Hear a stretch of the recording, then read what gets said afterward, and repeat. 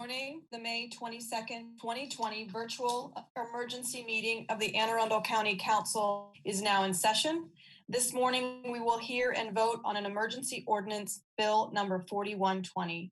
Madam Secretary, please call the roll. Ms. Rodvian?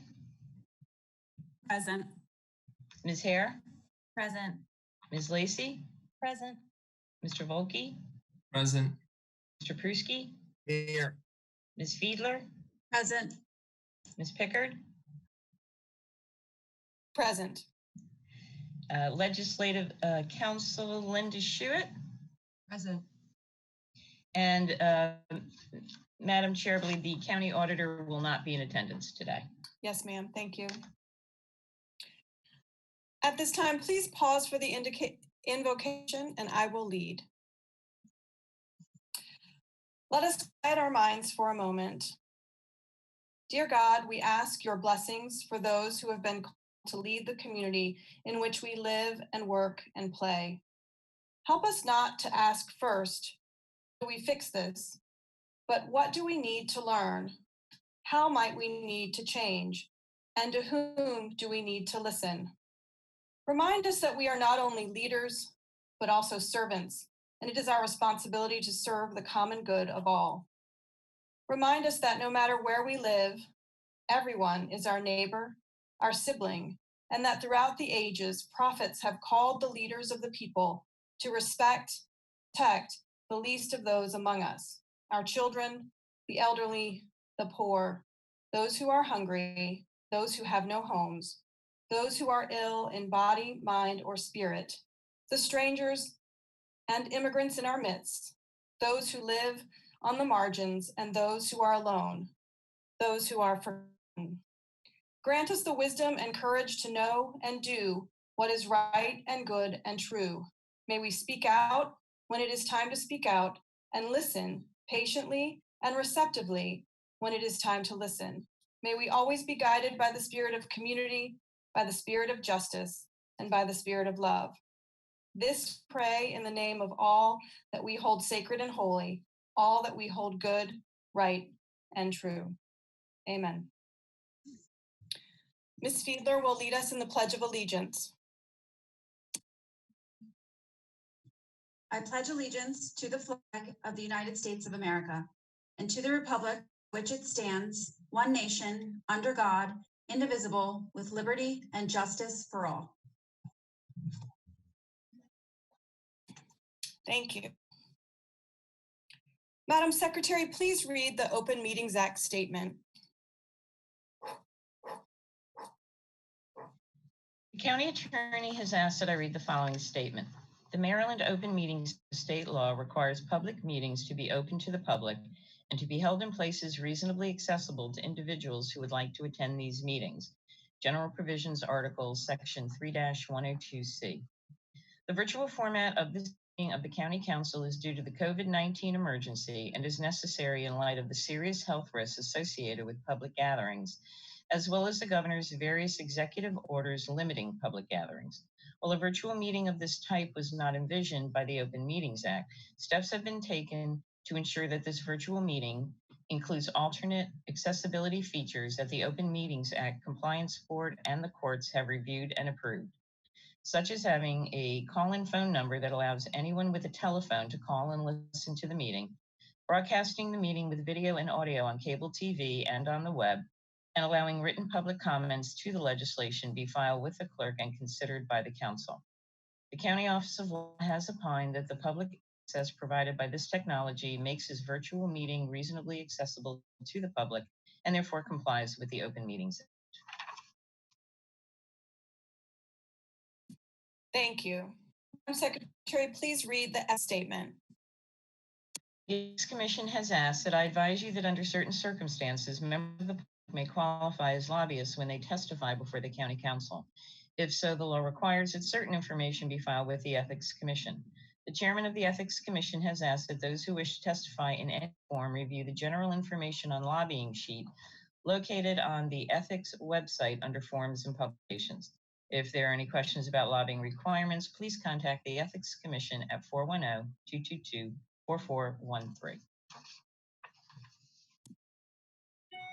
Thank you, Madam Secretary. Because this is a virtual meeting, we cannot provide reasonable seating facilities for the news media, and we cannot be physically located in Annapolis, the county seat. Therefore, may I have a motion to suspend rules 3-103 and 3-106?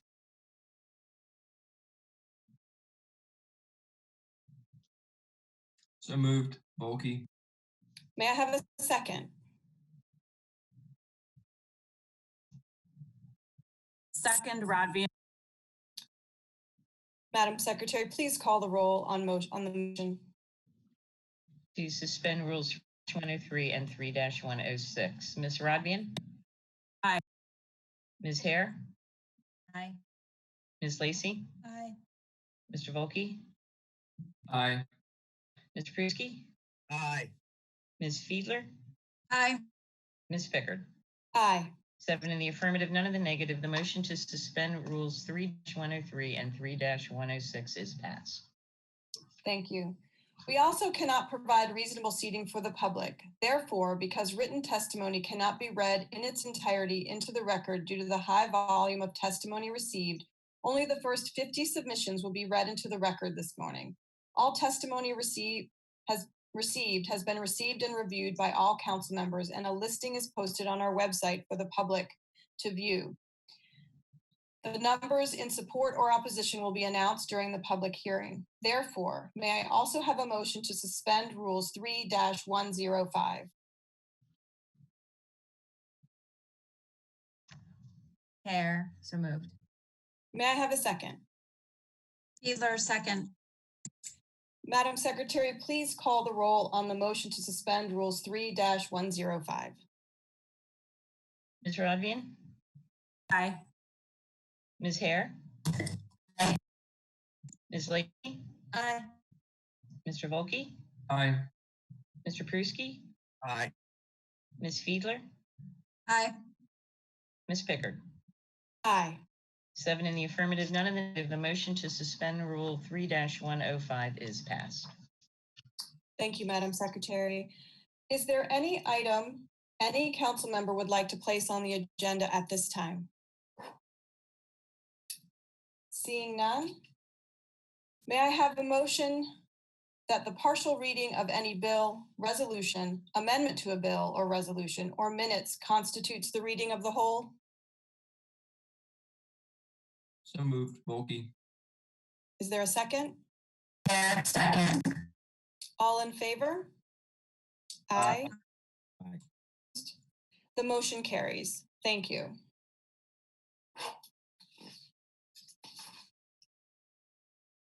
Madam Secretary, please read the title of Bill number 4120.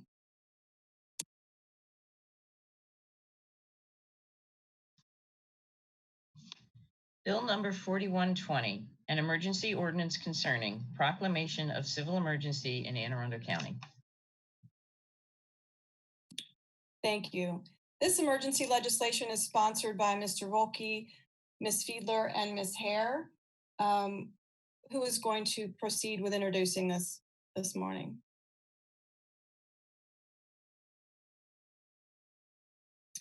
I see Mr. Volkey. You have the floor, sir. Thank you, Madam Chair. I expect before it's over that each of us will have remarks, but I'm happy to start off. So first, I want to thank you, say a thank you to the staff who has worked around the clock for 7 days a week to make this meeting and all the other meetings happen. I know that this is an additional meeting and that this certainly is an inconvenience to set up and to make it happen. So I want to say thank you. On top of that, I also want to thank all of the constituents and the community members who've reached out to us, both for and against this bill, to make their voices heard on what I believe is an important discussion point. I'm slightly disappointed because we still don't have the meeting video up yet from Monday, so I'm hoping we can get that up soon. I know Office of Information Technology is working very quickly on that, but our budget meeting from Wednesday is up, and hopefully the Monday meeting can get up too, because I think there were some good points that were made in that meeting that might have actually been helpful for some people to understand what this bill does a little bit. But with that, I always like this quote that's often attributed to Democratic Senator Daniel Patrick Moynihan, which is this: Everyone's entitled to their own opinion, but they are not entitled to their own facts.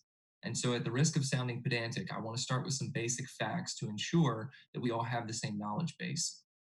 The emergency powers that this resolution is, or this bill, excuse me, is dealing with, and the Bill 2420 dealt with as well, come out of a 1968 piece of legislation. These powers were not originally enshrined in the Anne Arundel County Charter. I was fortunate enough to ask Ms. Corby, another member of our staff who is sort of our research expert, to go back, and she was able to pull the legislative history for me from 1968 to see the bill, which was 32-68, as well as the minutes from the county council at the time and what they discussed as the reasons for this.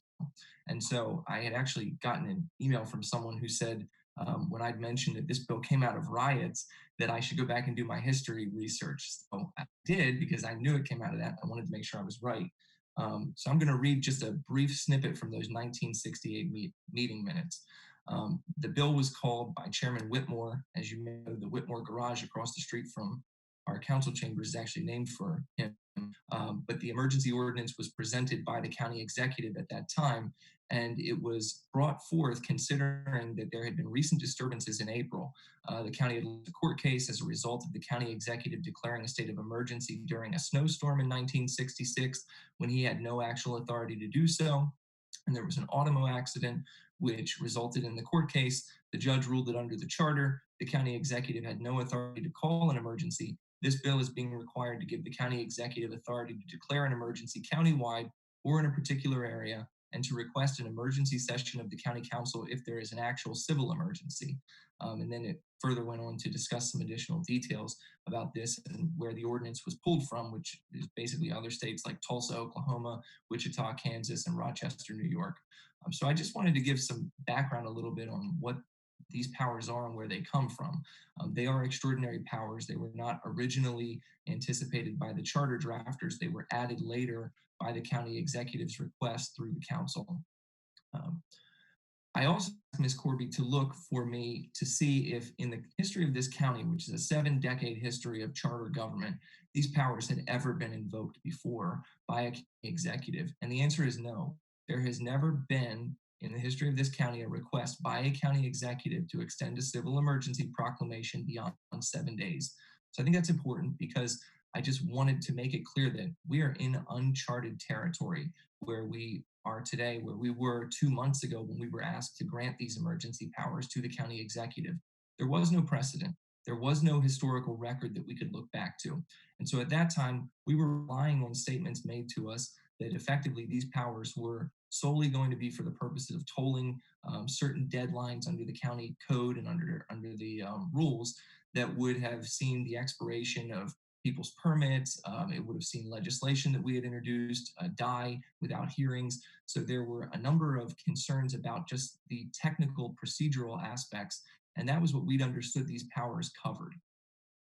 I also want to point out, because I just think it's important for anybody who wants to sort of read more about the history of this, I have a great book that my mother gave me. This was actually put out in 1977 by the Anne Arundel County, the Bicentennial Commission. So it's a bicentennial history edited by James Bradford. And it's a really neat book. You can actually pick it up at the library. There is this book. It's got this blue cover, as you can see, but there is also another book that deals with, it's called The Ancient City, and it also talks about the history of Annapolis, also put out by the Bicentennial Committee. So for anybody who is interested in sort of checking the facts or the history, how we got certain places in the county, I think that's important for people to know. When I interned for Senator Ben Cardin's office when I was in law school, the staff, on any sort of piece of legislation that was potentially important, would put together what was called a rhetoric versus a reality fact sheet. And I used to get the chance to read those because I thought they were very interesting, the way sort of to make sure that you got your points out there in a correct way. So I'm going to do that with this as I go through some of the rhetoric that I've heard and then clarify the reality. Rhetoric. This is normal for the county executive to have emergency powers. Reality. That's false, as I've already said. This has never been done before. Currently, the county executive has had these emergency powers for 70 days, which is 63 days longer than any county executive has ever had them before, because as I said, this has never been done in the history of this county to extend by the council these powers beyond 7 days. Rhetoric. This bill takes away the county executive's emergency powers, executive powers, or some other power that he's always had. Reality. False. This is a bill to consider if the county executive should still have these emergency powers that are included in our code in section 1-6-103 and 104. Rhetoric. This bill makes the county council, not the executive, the quote unquote decider of public health decisions in Anne Arundel County. Reality. That is false. Regardless of whether this bill passes or not, even if it does pass, the county executive remains the day-to-day decision maker in Anne Arundel County under our charter, as the county executive always has been. The health officer, in consultation with the county executive, directs health policy. Rhetoric.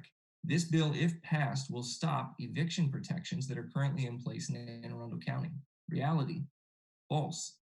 Those protections are in place by Governor Hogan's orders, not the county executives. They will remain in place. Rhetoric. This bill, if passed, will immediately reopen Anne Arundel County businesses and churches. Reality. False. This bill, at best, will trigger section 1014 of the county charter that requires that actions by the county executive, those by the local governing body, as it's referred to, which is the term effectively that's used in Governor Hogan's orders. He uses the term, political subdivision when he refers to the decisions that can be more restrictive. Arguably, that means that the county executive can make a decision and then it would be sent to the county council for confirmation. We cannot read the decision. We cannot say, we're going to amend the decision. My understanding is it's a simple up or down vote, and the up or down vote would be by a simple majority. That's it. Rhetoric. This bill is a partisan attempt to attack the county executive. Reality. False. This bill is intended to restore the normal balance of power in Anne Arundel County. Incidentally, that normal balance of power in Anne Arundel County has always skewed heavily toward the county executive. Our charter is written that way. Again, if you want to read more about that, have a copy of the book. Having dispelled the rhetoric on these issues and on this bill, I think it's important to ask the question, what does this bill actually do? The purpose of this bill, as I said, is to bring normalcy in terms of legislative process back to Anne Arundel County and to allow the county executive to bring actions that he intends to take that are more restrictive than the governor in front of this body. What would that mean? It would mean that we would have a transparent and public discussion on these issues. In the event that the county executive has a proposal that members of this body want to ask questions about, because maybe people in the public have asked them, we would have an opportunity in a forum to do it. It would be very different than a private work group that's been set up after the fact and after members of this council have called to, number one, reopen the county, but number two, have called to question the need for the emergency powers that the county executive has. It would do something in the public that is open and transparent. So with all that said, again, this is not a bill to ask that the county council automatically somehow become the decider of public health decisions. I've received many emails from people who have claimed that the county council lacks public health expertise, that none of us are in a position to make these decisions on public health, that we refuse to acknowledge science or data-based decisions or evidence-based decisions. Frankly, nothing could further the truth. In fact, all we've ever done on this council, every single person on this council has asked for evidence, data, facts to support what's going on every decision we make. We make decisions daily on which we are not experts. I don't profess to be a public health expert, and I don't know that any of my colleagues do, but I also don't profess to be a land use expert, and we make zoning decisions every day. I don't profess to be a traffic expert, but we make traffic decisions. I don't profess to be a speed camera expert, which was just passed, but we make those decisions. Same for schools. The reality is that we rely every single day on experts, and this would be no different. In the event that these measures were brought in county council, we would talk to the health officer, we would talk to other health policy makers that we know, some of whom are in and some of whom are out of government, and we would get information that then would help us to make the best policy. So with that, I hope that having dispelled some of these things, we can at least have an honest intellectual conversation on what this bill is about, which is the balance of power in this county and the need for transparency in terms of decisions, particularly as they pertain to being more restrictive than the governor's executive orders. Thank you. Ms. Fiedler. Thank you, Madam Chair. Amanda Fiedler, District 5. I echo the sentiments of my colleague, and I just want to go back and visit one specific area that he addressed. I know we have heard from our constituents, and I know I've talked to some of you colleagues, and there have been comments about the county executive making a decision based on expert. I echo what Councilman Volke has said. We all, when we were elected to our office, decided to take on the responsibility of making enormous decisions for our districts and the county in its entirety. And in fact, with that work group, which I am happy to serve on, the very same thing is happening, except it's happening without the decision of the council. And when we look at the work groups that this council has been privy to and weighed in on legislation, the forest conservation bill, the sanitary sewer bill, those were big pieces of legislation that took a lot of information from the experts. They were put into a bill and presented to the county council. Now, I will say that those took months of work. I don't foresee, excuse me, that happening with this particular group. We are moving at light speed. I am hopeful there's going to be some information shared soon. But my point is, the governor announced the lifting or going to phase 1 of recovery in our state a week ago. And I think in lesser time, the experts could have met with the county executive and decisions could have been made and a bill could have been presented to us in an emergency ordinance meeting.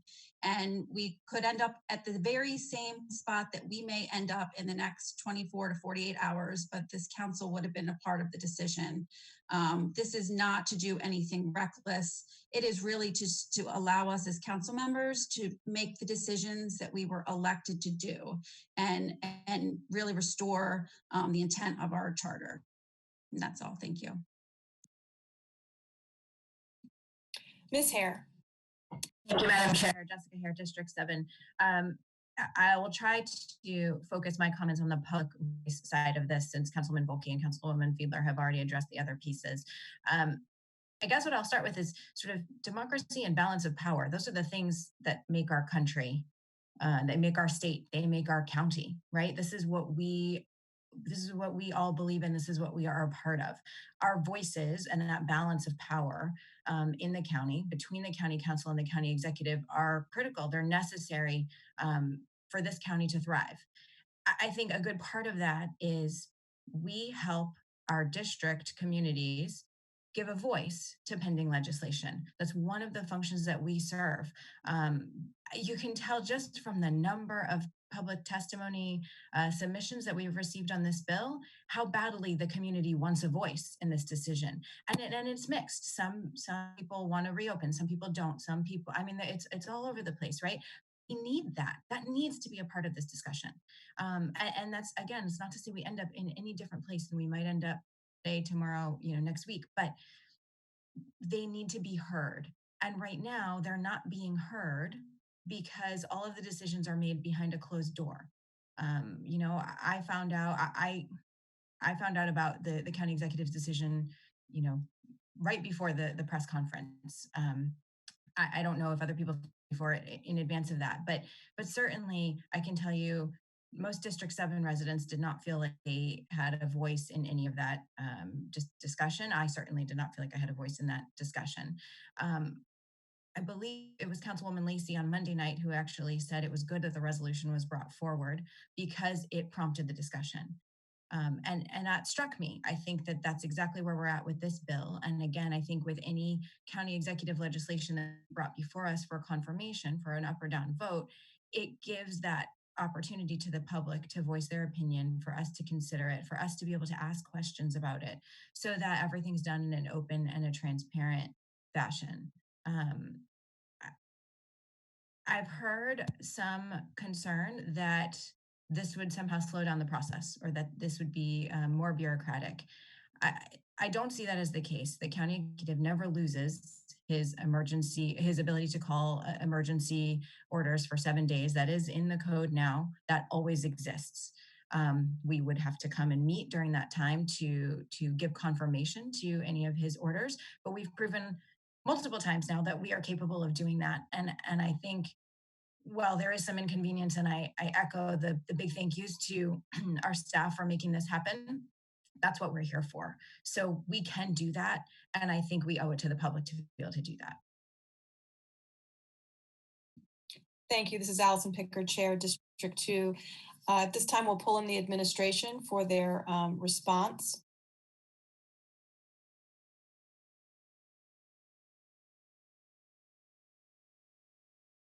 I believe joining us this morning is Mr. Pete Barron, Mr. Greg Swain, Chris Trumbauer, and our health officer. So I will yield the floor to Mr. Pete Barron to start.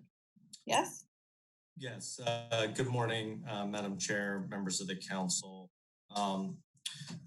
With me, as you mentioned, is Chris Trumbauer, our Director of Policy and Communications, Dr. Nilesh Kalinaraman, our Health Officer, and Greg Swain from the Office of Law. These are challenging and scary times. The administration wants, as much as anyone, to open up and get back to some semblance of normal, because this emergency is causing pain, and that pain is well beyond the health impacts of this virus itself.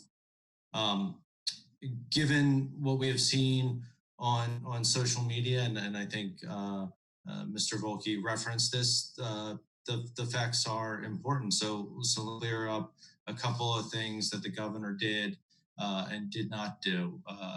His order did not remove every restriction. Bars and restaurants are still closed under the governor's orders. Graduations, large gatherings are still prohibited. He stated in his order that each jurisdiction is different, that we must do what the governor asks, which is for the local jurisdictions to look at the specific situation for our jurisdiction and proceed forward in safe and responsible ways. I want to turn it over to Mr. Trumbauer, but before I do need to note Dr. Kalinaraman does need to leave this meeting at about 10 o'clock. So if we'll move, the administration will move as quick as we can. But I asked this council to sort of front load your questions if you have to Dr. K. So now I'll turn it over to a former member of this body, our Director of Policy and Communications, Mr. Trumbauer. Thank you. Thank you, Madam Chair and council members. Chris Trumbauer with the County Exec's Office. In short, County Executive Pittman believes we are still in an emergency. The state of Maryland is still under Governor Hogan's emergency declaration. So the lead sponsor of the bill talked a lot about restoring things to normal. And to be candid, we don't think things are normal at this moment in time. In fact, just yesterday, 99 new cases were reported in the county. That's the third highest total of the entire pandemic. 2 county residents were reported to have died from the disease. As a former council member, I believe I appreciate the role and the value of the legislative branch more than most people. But the executive branch needs certain authorities during an emergency. If we remove the emergency declaration, then nearly all of our prevention protections will default to the state order. Governor Hogan acknowledged that jurisdictions like are not ready to reopen, which is why he explicitly gave political subdivisions the authority to put further restrictions in place. At this time, Anne Arundel County has more than 3,000 cases and nearly 150 confirmed deaths due to COVID-19. Do we really think that we should be operating the same way as, say, Garrett County, which last I checked had reported 7 cases and no deaths? Local jurisdictions do need the authority to work to put their own protections in place. Furthermore, we believe that removing the emergency declaration will in fact strip the county of some of its emergency powers. And I realize that this may be what the sponsors wish to do, but it can't remove the power and authority that's granted to the health officer under state code and Governor Hogan's executives. So Councilmember Hare was recently quoted in the Capitol Gazette saying she thought the county executive was relying too heavily on advice from public health experts. That's a fair point. But County Executive Pittman is indeed relying on public health experts to shape the administration policy. We're also trying to balance that with advice and insight from our business community and faith leaders and others. But if you think we're relying too heavily on public health experts, I'm not sure removing our executive authority and placing policy decisions in the hands of the health officer is the outcome that you're looking for. But that's just my opinion. In conclusion, I think the administration wants to tell you we're opposed to the bill before you. But similar to Councilwoman's comments at the previous meeting, we're pleased to have the discussion. We think that this debate was simmering. We have seen the comments on social media. We get the constituent calls. We know the strong feelings out there. We needed to have this discussion. But in conclusion, we believe that we're still in emergency, and the executive branch needs the emergency powers granted in the Proclamation of Civil Emergency that was passed unanimously back in March. Regardless of the outcome of this bill, we hope that the council and the administration will continue to work together to protect our residents and to navigate this crisis in a responsible way that takes into consideration health, safety, and our local economy. At this time, I believe Dr. Kalyanaraman will make some comments. Thank you, Mr. Trumbauer. Good morning, County Council. It's good to be with you again here this morning. I will keep my comments brief. I know that we had the opportunity to speak on Monday evening. I just wanted to provide a brief update since then, and also some just additional information that we've learned since that point. I'm going to share my screen for just a minute to review our recovery dashboard, and then put into a little bit more context about how we're making our assessments of the public health situation. So bear with me for one moment.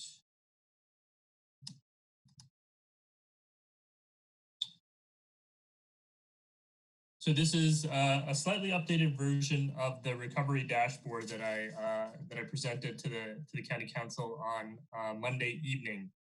It's really meant to provide a sense of the public health measures that we're looking at to assess our recovery from COVID-19. It does not include other inputs such as economic inputs, impact on mental health, and social welfare. Those are decisions that we certainly keep in mind, but that the county executive is integrating into his decisions. And public health is a large piece is one piece of that. The criteria that we noted, we will be updating these weekly on Tuesdays. This is slightly updated from Monday, and as I noted, this week we are refining that. But you'll see updates every Tuesday that'll help inform our decision-making process and give us a good glimpse of what's going on. I noted that the hospitals were back up and say that we're looking at broad categories: how our hospital capacity, our testing capacity, our PPE stocks, our contact tracing capacity, how our community is doing in terms of cases and deaths, and then our health equity measures. And those are the broad categories we're looking at for recovery. And each of those measures together gives us a pretty good picture of what's happening. In terms of our hospitals, we talked about the 14-day decrease in the acute care census, but that the ICU census isn't there. Mr. Trumbauer noted that we had our third highest number of cases, and we are ramping up our testing capacity. So we expect to see more cases. At the same time, we also know that as we open up more business and we have more people coming out at that level of cases and more people mingling, those are the conditions for increased spread of the virus. And so we're going to be monitoring that really closely to see which way we're going with that. Excuse me. Our hope is that with increased testing capacity, with our already existing contact tracing capacity at 100%, that we'll be able to catch enough of those cases that are now moving out into the community as we open up, as we talk about opening up retail, personal services, and having more people come out. But this is very much a wait and see, and we will have to see how this unfolds. That's the purpose of this dashboard. I'm not going to go through this any further. We had talked about this the other day. I just want to note that that as we're going forward, I'm confident that we will continue to integrate not just the public health dashboard, but other measures as well. I know food access is one of the things that we as a county are working on very diligently. It's one of the social determinants of health, as is housing, as is income. It's been a key focus of the work that we're doing, and it needs to be continually included as part of the conversation. And so with that, I'm going to turn it back over to the chair. Thank you. I was just Ms. Fiedler, you. Thank you, Madam Chair, and thank you, Dr. K, for presenting data. When we have talked in work sessions and meetings, you have shared that the role of public health is to share the facts and not create fear. It was helpful to point out that while the cases are going up, we do have additional tests that are coming online, and my understanding is some backlog tests are also kind of making their way through the process now that we have more capacity. And to that note, I know that from the very beginning of March until now, we do have 3,000 cases. That sounds like a really big number when we're sitting here in our homes right now. We don't have 3,000 active cases right now. We know that the duration of the virus is roughly 2 weeks. And based on that information, if you look on our dashboard, in the last 2 weeks, we have had 938 confirmed cases. So I just want to make sure that we're not putting big numbers out there, because I just don't think that that's an accurate picture of where we are right now. And that is all I have to say. Thank you. Sorry, Chair. Mr. Barron? I wanted to give Mr. Swain an opportunity to make some remarks, if that's okay. If the council members have questions for Dr. K, maybe we can do them first, but I do want to point out that Mr. Swain did have some comments to make. Okay, excuse me. So, Ms. Hare, is your question related to Dr. Okay, can we let Mr. Swain? Mr. Swain, you have the floor, sir.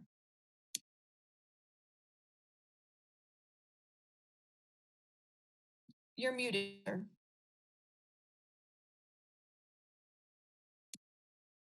Good morning.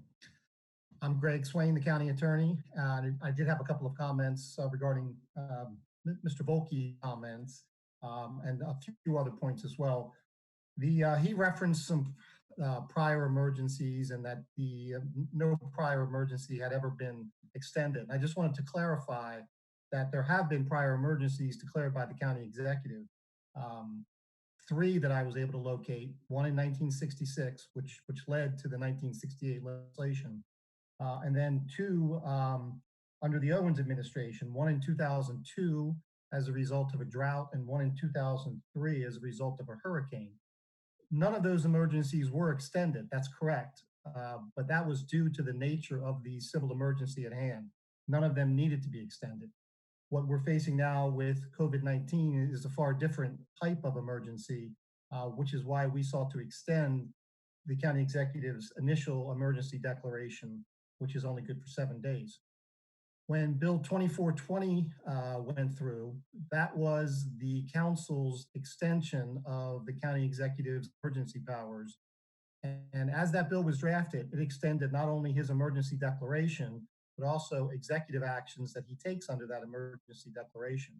So I guess my feeling is the council did have an opportunity to weigh in on that and on on subsequent executive orders that were issued based on that extension, which was discussed and which was enacted in Bill 2420.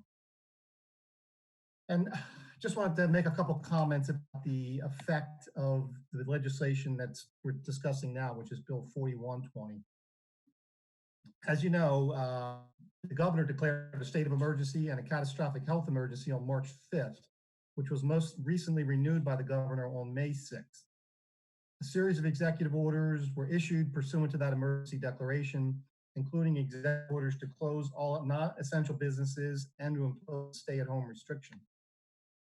Following the governor's declaration, on March 13th, the county executive issued executive order number 16, which was to declare a local civil emergency pursuant to section 1-6-102 of the county code. On March 20th, Bill 2420 was enacted, which extended the duration of the emergency and the county executive's emergency powers. Pursuant to those emergency powers, the county executive issued several executive orders. Executive order number 17, which suspended local time limits and time requirements, and which was subsequently amended to provide animal control with some relief. This bill, executive order has been of great use to the county and county agencies, including the county council, because the suspension of time limits also suspended the running time or the life of legislation that was pending before the council, which had the effect of keeping those bills alive when they would otherwise have died based on the 95-day limit in the county charter. The county executive also issued executive order number 18, which was closing private and public community playgrounds, and then executive order number 19, modifying certain requirements for community meetings, development applications, and meetings of advisory boards and commissions. Now, on May 13th, the governor issued executive order 20-05-13-001, which lifted the stay-at-home order and allowed certain retail businesses and churches to open at 50% capacity, while allowing local jurisdictions the right to impose stricter standards if they deemed it was necessary and reasonable to save lives or prevent exposure to COVID-19. In response to the governor's executive order, the county executive issued executive order number 21, which made a finding that stricter standards were necessary and reasonable to save lives or prevent exposure to COVID-19, and then modified the governor's executive order to impose stricter standards, namely curbside service for retail, that church may open, but subject to the 10-person gathering limitation, and that hair salons and barbers could open, but by appointment only and one customer at a time, and also allowing manufacturing facilities to open. Bill 4120 seeks to terminate the county executive's emergency declaration. And if it were to pass, then all of those executive orders would be terminated. All those time limits would begin to run again. And retail businesses and churches would be able to open at 50% capacity, which is contrary to what our health officer has recommended and contrary to what the county executive has concluded by way of executive order number 21. Now, in addition to executive powers, the health officer also holds substantial power in this emergency. The health officer is a state official. So on April 5th, the governor issued executive order 20-04-05-02, which delegated authority from Secretary of Health to the local health officials to control the operation of businesses and facilities if the health officer determines that the business or facility is unable or unwilling to operate in a manner that does not pose an unreasonable risk of exacerbating the spread of COVID-19. Pursuant to this executive order and pursuant to that delegation of power, county health officer issued an order for public safety, controlling the operation of essential retail businesses and requiring as safety precautions, mask at all times, as well as other limitations. This action of the health officer and the health officer's power as delegated by the Secretary of Health and the governor's executive order would not be affected by Bill 4120. It emanates from the governor's executive order and not the local state of emergency. The health officer would retain the authority to issue additional orders as necessary to protect against an unreasonable risk of exacerbating the spread of COVID-19. That power remains until the governor's executive order expires or is terminated. So Bill 4120 is directed at the county executive's emergency declaration. It does not affect the powers that have been delegated to the health officer. However, the control of businesses would remain with the health officer based on that health criteria. However, the important relief that the executive orders that the county executive issued under his emergency powers would all expire and would not be covered by any of the executive orders that the governor issued.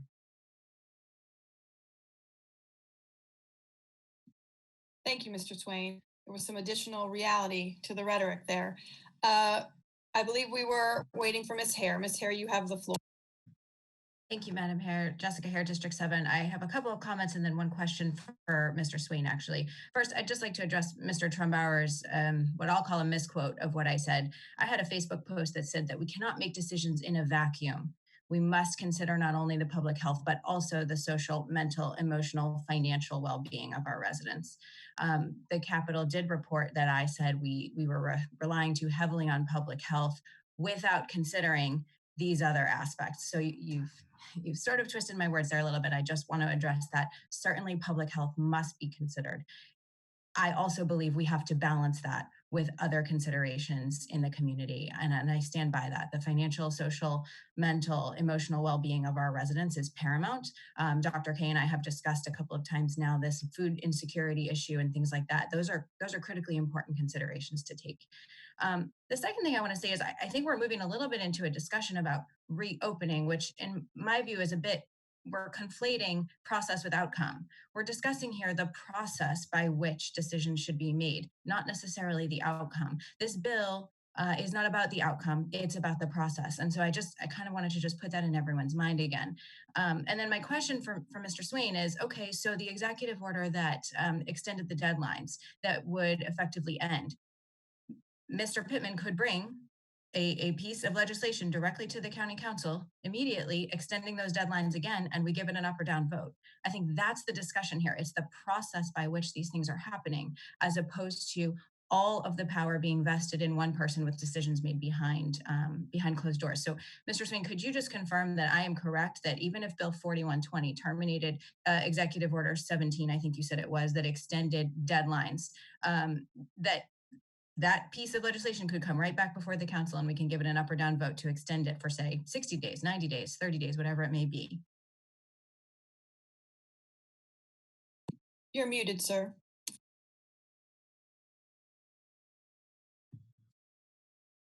Greg Swain, County Attorney.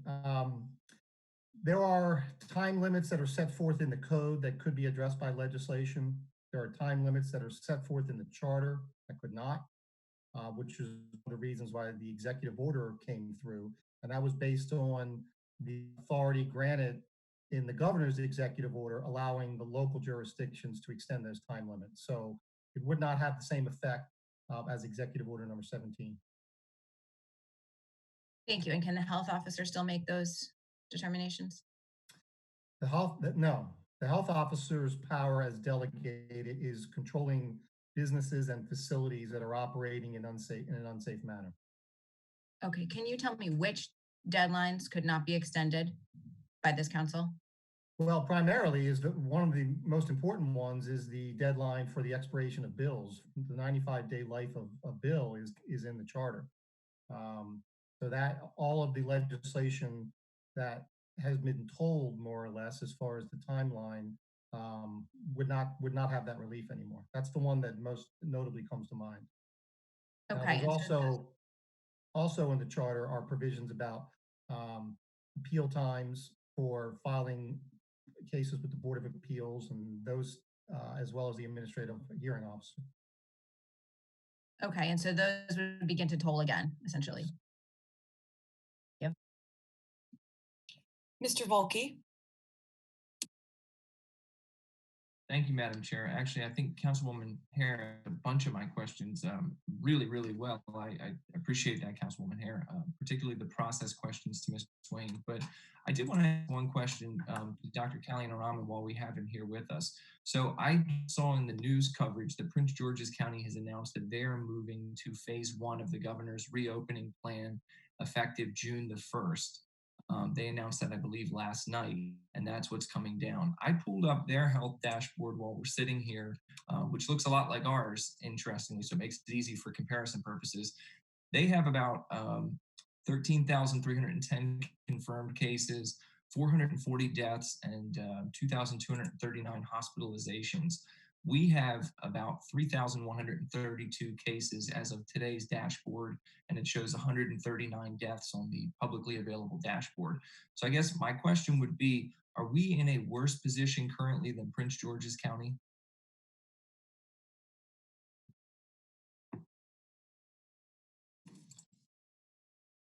I can't answer for why County Executive Alsobrooks made her decision. I can only tell you what our data says and what my suggestion is for our county. Okay. Well, I'm hearkening back to discussions that we had earlier in this whole sort of process discussion where there was a decision, I believe, that the county exec and other executives had made that they were all going to move in concert, that the big 8 jurisdictions were going to work together to ensure that when they opened Montgomery, Frederick, Prince George's, Hartford, Howard, Baltimore City, Baltimore County, and Arundel County, that they were all going to move together. I guess not really seeing that happen with Baltimore County today announcing that they're going to relax some restrictions. Prince George's is making the announcement June 1st. I'm hearing things coming out of Montgomery County that they may start relaxing restrictions. So I guess I'm just trying to understand, is that sort of pact not sort of holding anymore? And if so, what's the change in why?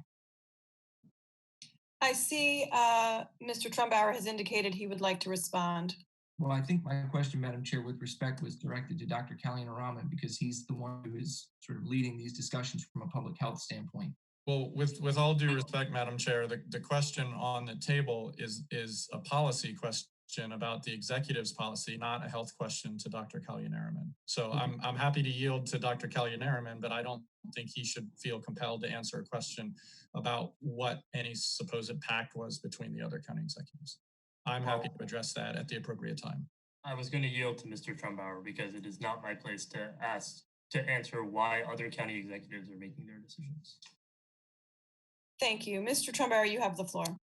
Thank you, Madam Chair. Chris Trumbauer with the County Exec's Office. So Councilman Volkey, to address your question about the other county executives, there was County Executive Pittman is in close contact with his peers in other Central Maryland jurisdictions, and they talk almost every day. They also talk a lot with the governor and the state administration.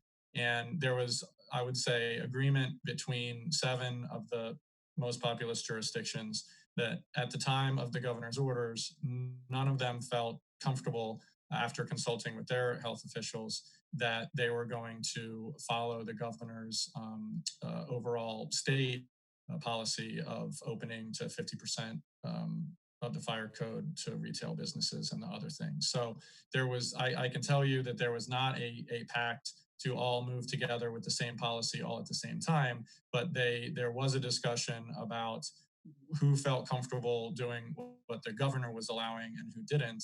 And the various county executives, as you saw from how they implemented their own local policy, only of the big 8, only Hartford County defaulted to the governor's orders. The other 7, including Anne Arundel, had some modified reopening, or in the case of Baltimore City, Prince George's, Montgomery, and Charles counties, they chose not to lift the stay-at-home order and not to move towards a partial reopening. I hope that addresses your question, sir. It does, thank you, and I appreciate that. So I guess then turning to additional comments that you'd made, Mr. Trumbauer, about the prevention or the protections, and Mr. Swain had hit on that. It sounds like the biggest thing from the charter standpoint that would be problematic, really the 2 biggest things, are that this council would have to continue to meet to ensure that any bills we introduce do not expire under the charter timeline, which we're already doing, so that's sort of a moot point. And the Board of Appeals would need to be meeting to allow for Mr. Swain shaking his head. So where did I miss that then? Excuse me, Mr. Swain, you have the floor. Craig Swain, County Attorney. Well, I just wanted to make it clear that we're talking about the existing executive orders that the county executive has issued and what impact this bill would have on them. Right. More importantly, it would terminate his executive power, his emergency power, to issue any additional executive orders that may be necessary in light of this ongoing emergency. So but he would still have the that issue power. is the underlying facts that lead to this state of emergency have not changed.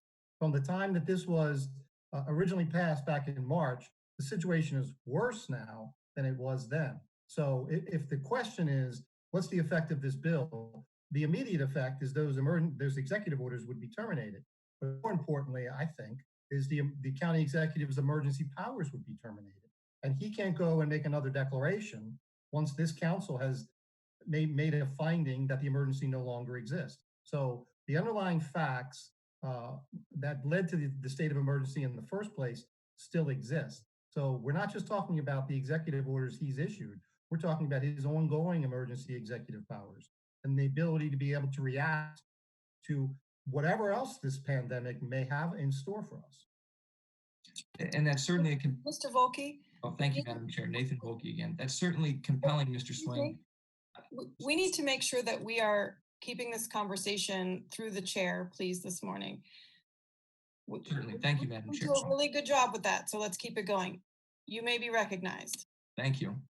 Mr. Swain, so I guess I just want to follow up on the point you made that the factual basis still exists, and that if the council terminates the executive powers under this particular executive proclamation, emergency proclamation, I should call it, because I don't want to mix up executive and emergency, that the county executive would not be allowed to come back and again reinstitute a 7-day period of emergency power and then ask this council to extend it. I'd be curious what the authority is for that, because in reading the code and the charter and everywhere else, I've yet to see anywhere that says that he would not be allowed, if this situation were to escalate, to immediately come to the council after declaring an emergency, invoking these emergency powers and asking for an extension. So I've yet to see where that is. So I think that's a really fundamental point in this. And I'm curious what authority you have on that. Mr. Swain. Greg Swain, County Attorney. Well, I think the authority for it is in the Title 6 of the county code, because what the code provides is the county executive may declare a local state of emergency, and that's good for 7 days, and it may be extended by the county council. So if he could simply declare an emergency every 7 days, there'd be no need for the county council to extend it.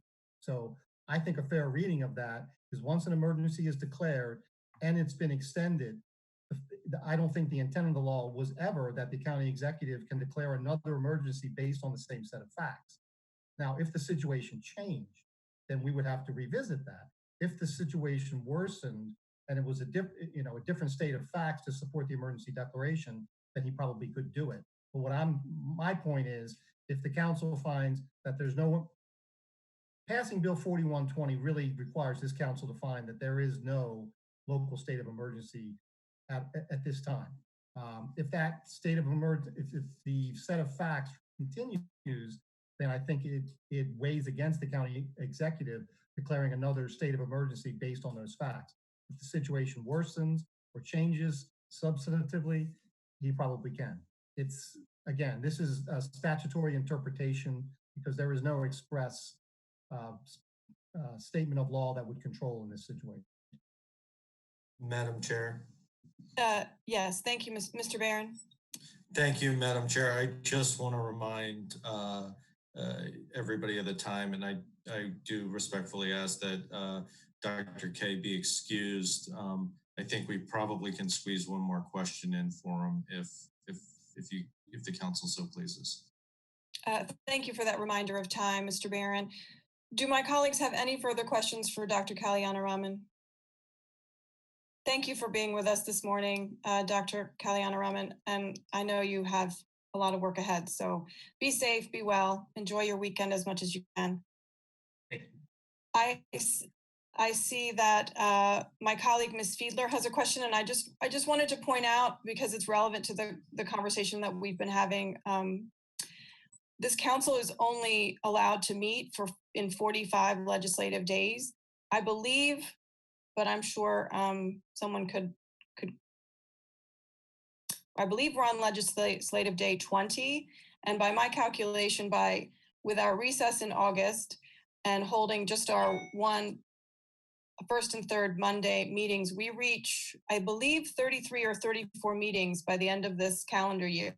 It doesn't leave this council a lot of wiggle room to come back for emergency legislative sessions to handle a catastrophic health crisis as a body. So I just wanted to, that's another point to, and then also in talking about different jurisdictions that are beginning to move towards stage 1, I know Baltimore County did that as well, but they also in turn extended their county executive's emergency mandate. So I think those are important facts. One does not mean the other and vice versa. So with that, Ms. Fiedler, you have the floor. Thank you, Madam Chair. I just want to address 2 words that I just heard Mr. Swain. We're a worse situation now, and it's only permitted if things have changed. So we always anticipated to be kind of where we are. It's where the medical health professionals plan to be. I don't know that we're in a worse situation. I think we are exactly where everyone thought we would be. I see the number of cases obviously going up because of the more testing, as I mentioned before, and I see the number of hospitalizations going down. I think that actually indicates a more positive situation. Certainly that doesn't diminish the severity or the concerns over this virus. I just wanted to make that note. And I think the reason that we are here is because things have changed. Initially, the governor was taking a lot of the measures and steps in making those decisions. And at that time, that is why our initial emergency ordinance was brought before the council and passed. That has since changed, which is why we are here to talk about this very issue. So just wanted to make those notes, not really a question. Thank you, Allison Pickard, Chair D2. I see Mr. Pruski has a question. I actually have a comment, Madam Chair. I'm getting a lot of he said, she said. I really like to hear from the public testimony. We do have a limited time and agenda, and I'd like to make comments after that, but I think it's important to read those things. We're sitting here debating, and we're not hearing what the public actually sent us in. So I would ask my colleagues if we could do that right now. I think that'd be a great idea. Thank you. Thank you. Mr. Volke. Thank you, Madam Chair. I just want to let everyone at home know, as Mr. Pruski mentioned, we did get a lot of testimony. I've read every single piece of it, so I look forward to reading it into the record, but we do get it directly. It comes into our email inboxes, and we have been inundated with emails about this, and I believe all my colleagues have read all the testimony. That's what our job is. That's what we do. I've even responded to folks who have emailed us, so I spent a lot of time doing that yesterday, and I know others did too. I had one sort of follow-up kind of question to Mr. Swain. In the event that this legislation passes, and in the event that the the executive orders 17, 18, 19, and 21 all are no longer in effect, then am I understanding correctly that the county executive could immediately bring before this body additional legislation or additional actions that he asks the council to confirm would reinstitute these exact same measures? Is that correct? Well, no, it's not correct. I think one of the advantages, and we're talking about Executive Order number 17, was to be able to suspend those time frames in the charter. To do that otherwise requires a charter amendment. So, but Madam Chair. Yes, Mr. Volke, you have the floor. Thank you. Apologies. I just want to make sure I was recognized. So, Mr. Swain, let's take Executive Order 17 off because that deals with the council and the Board of Appeals, as you noted under the charter. Let's talk about the other ones. I did have a question. I don't see Executive Order 20. It skips from 19 to 21. Is there one that's missing in there, or was there a deliberate reason to skip that order? Executive Order number 20 was not an emergency executive order. It was adopting the county's emergency plan or revised emergency plan. So Gotcha. that's why it's not there. Okay, thank you. So then following up on that, talking about executive orders specifically, 18 that deals with the closure of playgrounds, 19 which deals with community meetings, and then 21 which deals with reopening of certain businesses. That's the one that's more restrictive than the state. In the event this legislation passes today, all three of those executive orders could come back before this council, and the council could decide whether those should or should not be in effect. We would sort of give it an up or down vote. Is that correct? Well, it's not correct that it would take the form of an executive order. It would have to take the form of legislation. Right. And there, for it to be an emergency ordinance to go into effect immediately, which has the same impact as an executive order, it would require 5 affirmative votes of this council, would it not? Yes, it would, but I'll also add that some, like for instance, Executive Order number 18, close private and public community playgrounds. That we would have to take a hard look at whether this council or the county has the power to do that outside of an emergency situation, because that is affecting private property. So, all of these were analyzed in the context of the emergency powers of the county executive and whether they could be brought back legislatively. We would certainly have to review and see whether that's supportable. Okay. Madam Chair, just to follow up on that. Yes, Mr. Volke, you have the floor. Thank you.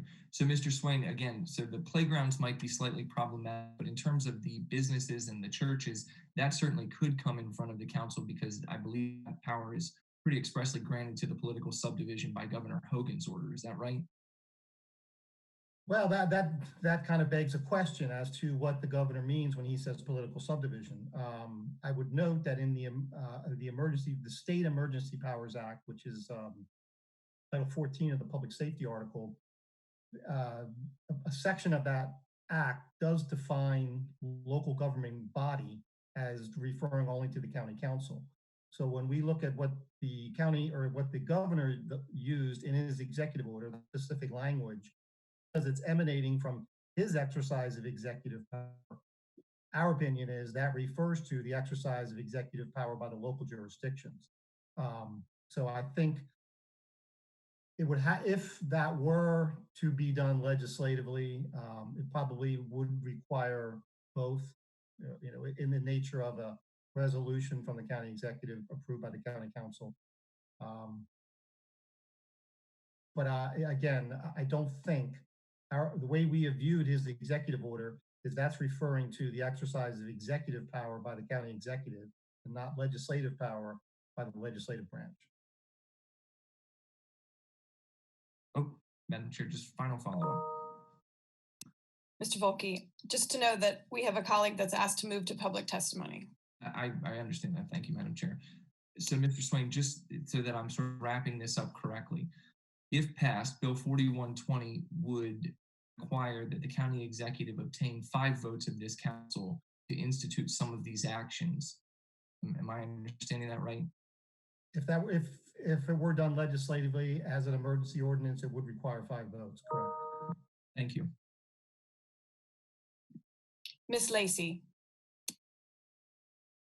Thank you, Madam Chair. Sarah Lacey, District 1. I have a question for Mr. Swain. I went back to reread Bill 2420 as we were during this whole discussion, and it occurred to me that I think we didn't leave ourselves an avenue to terminate Bill 2420.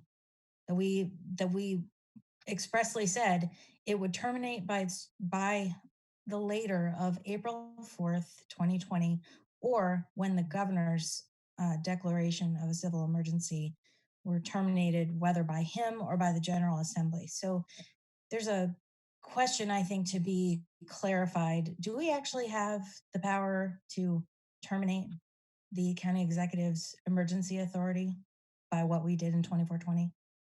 Well, that's exactly what Bill 4120 seeks to do, and I think the council does have that right, because the right to extend the the county executive's emergency declaration lies with the council. So I think that it is permissible for the council to revisit that.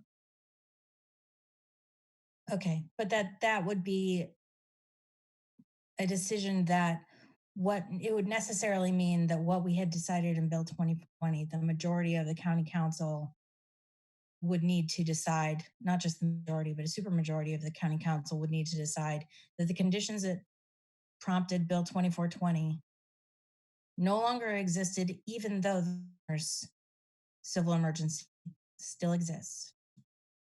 Correct. Thank you. I think that's an important clarification for the public to understand. Madam Chair, may I move to close this current round of council debates so that we can hear the public testimony? Do we have a second on that? The motion to move to public testimony? Councilman Peruski, second. Is that a roll call vote, Madam Secretary? Or is that just a up or down, yay or nay? I believe that might be a roll call. Madam Legislative Counsel can confirm that possibly for me. It's a roll call vote. Thank you. Madam Secretary, please call the roll on the motion to move towards public testimony. Close debate and move to public testimony. Ms. Rodvian? Aye. Ms. Hare? Aye. Ms. Lacey? Aye. Mr. Volkey? Aye. Mr. Pruski? Aye. Ms. Fiedler? Aye. Ms. Pickard? Aye. 7 in the affirmative, none in the negative. The motion to close debate and move to public testimony is passed. Thank you. We will now open the public hearing. Madam Secretary, do we have any testimony on bill number 1-20 received members of the public to report this morning? Yes, Madam Chair, we received approximately 324 submissions of written testimony on Bill 4120. All testimony which has been received and was received and reviewed by the council members, and they have been posted on the website for public viewing. Of the testimony received, 223 individuals chose a position on Bill 4120 of oppose. Approximately 96 individuals chose a position on Bill 4120 of support. 5 individuals chose a position on Bill 4120 of no position.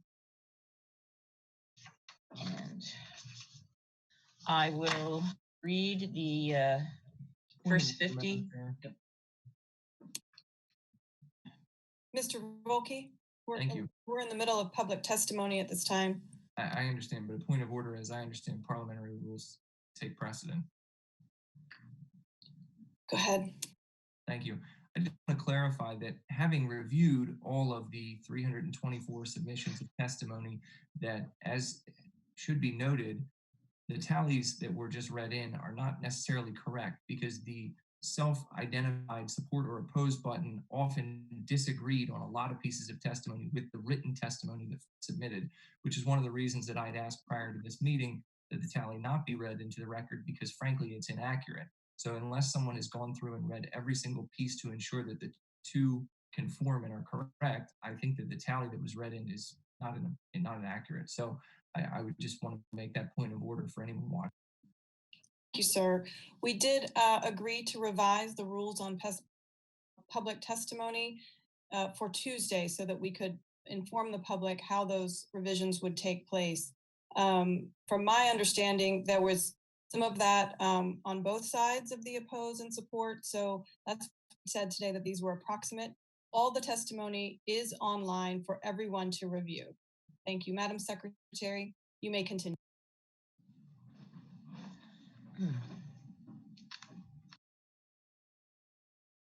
Kenny Moore, 2027 Huntwood Drive, Gambrels. I'm a health economist and work in the field of health services and clinical research. I understand that this pandemic has affected us in different ways. Some have lost loved ones, some have lost their livelihood and face emotional stress of how to feed their families and keep their homes. Some have experienced severe depression and anxiety due to social isolation from their loved ones. Making the most well-informed policy decisions that try to balance the potential benefits and harms for a population is never easy, but has been complicated due to the extremes on either side of the equation. The risks of escalating the rate of infections and causing potentially avoidable deaths, and the risks of long-term job loss, small business closure, and financial ruin, which could also escalate crime, abuse, or suicides. I am sure no county executive takes this job expecting that he or she will have to navigate such weighty decisions. Nevertheless, local decision-making on these issues rests with the county executive in consultation with the county council and the constituents of Anne Arundel County. Leadership with clear authority is essential in these times in order to make dynamic and clear policy decisions in response to a rapidly changing pandemic. Stuart Pittman has been striving to seek the right balance. His reliance on CDC and Maryland state guidelines about when and how to cautiously begin to open our economy ensures we are using the best available information at this time. It is not perfect. We do not know the ultimate impact on the balance of economic growth versus lives those decisions will have. We do know the virus is highly infectious and it can be deadly. This has not changed, although the rate of infections has slowed. I support Stuart Pittman's decisions and strongly object to politicizing the debate about lives versus economy. To some extent, it is a fallacy to think that the potential of increasing the rate of infections will not also have a greater long-term negative effect on the economy. What we do now is these are difficult choices. What we know is these are difficult choices that need to be made. Stuart has proven to be an effective and strong leader in these trying times. Frederick Galloway, 204 Grisdale Hill, Riva. County Executive Pittman, Chairman Pickard, members of the County Council and executive staff, good morning. I am testifying in opposition to Bill 41 entitled An Emergency Ordinance Concerning Proclamation of Civil Emergency in Anne Arundel County. I don't believe the proposed legislation is needed or justified. Emergency power granted to the executive branch at all levels of government exists for good reason. During an emergency, time is of the essence, and to require decisions to be reviewed and approved by legislators only delays the response, possibly costing lives and resulting in unnecessary suffering. Furthermore, a county executive making decisions not everyone agrees with while acting under an emergency authority granted by law is not justification for removal of the authority to do so. Whether or not one person agrees with those decisions is not relevant. The longstanding law serves our county well and should not be revoked. A vote to approve passage of this bill will handcuff future county executives, resulting in potentially harmful delays in responding to critical emergencies. I believe, and I hope you believe, the county is better served by having the person who has the most current, complete, and timely information available making the decisions in an emergency. There are times when it is appropriate and necessary for members of the council to review and approve decisions made by the county executive, but during a critical emergency is not one of them. I urge you to vote against passage of County Council Bill 4120, and thank you for your time and consideration. Okay, this next one I must put the timer on. It is from John Jason, 1127 Homespun Drive in Pasadena. Members of the Anne Arundel County Council, I wrote this on the Sunday before your May 18th council meeting and amended it after. During that meeting and meetings in the future, I am assured you will see proposed bills to end the state of emergency in Anne Arundel County and resolutions supporting a rapid reopening of businesses. Indeed, Bill 4120 has just been announced yesterday. In response, I would like to draw your attention to a few facts, a few areas of concern, and a few suggestions for going forward. As facts, I write this on May 17th. The Johns Hopkins University of Medicine reports 4,702,602 infected around the world, with 314,476 deaths, 1,484,804 infected in the United States, 89,399 deaths as facts. I present that the state of Maryland coronavirus response site at time of retrieval reports 38,804 infected with confirmed deaths at 1,876 across the state of Maryland, 2,856 confirmed cases with 134 confirmed COVID-19 deaths for Anne Arundel County. Anne Arundel County ranks 5th in total infections and 5th in total deaths. Arundel County shares borders with 3 of the 4 jurisdictions reporting more infections and deaths: Prince George's, Baltimore City, Baltimore County. As a fact, I present that COVID-19 has a transmission rate much higher than many other illnesses we've seen in the modern world. The R-naught value ranged from 2.5 to 5.7, which is an indication of how many people a newly infected host will affect. For comparison, the seasonal flu has an R-naught of about 1.3. Also, as a fact, COVID-19, I will finish the sentence. Also, as a fact, COVID-19 introduces higher lethality. I would also like to mention that as you received in this testimony, there were quite a number of URL links.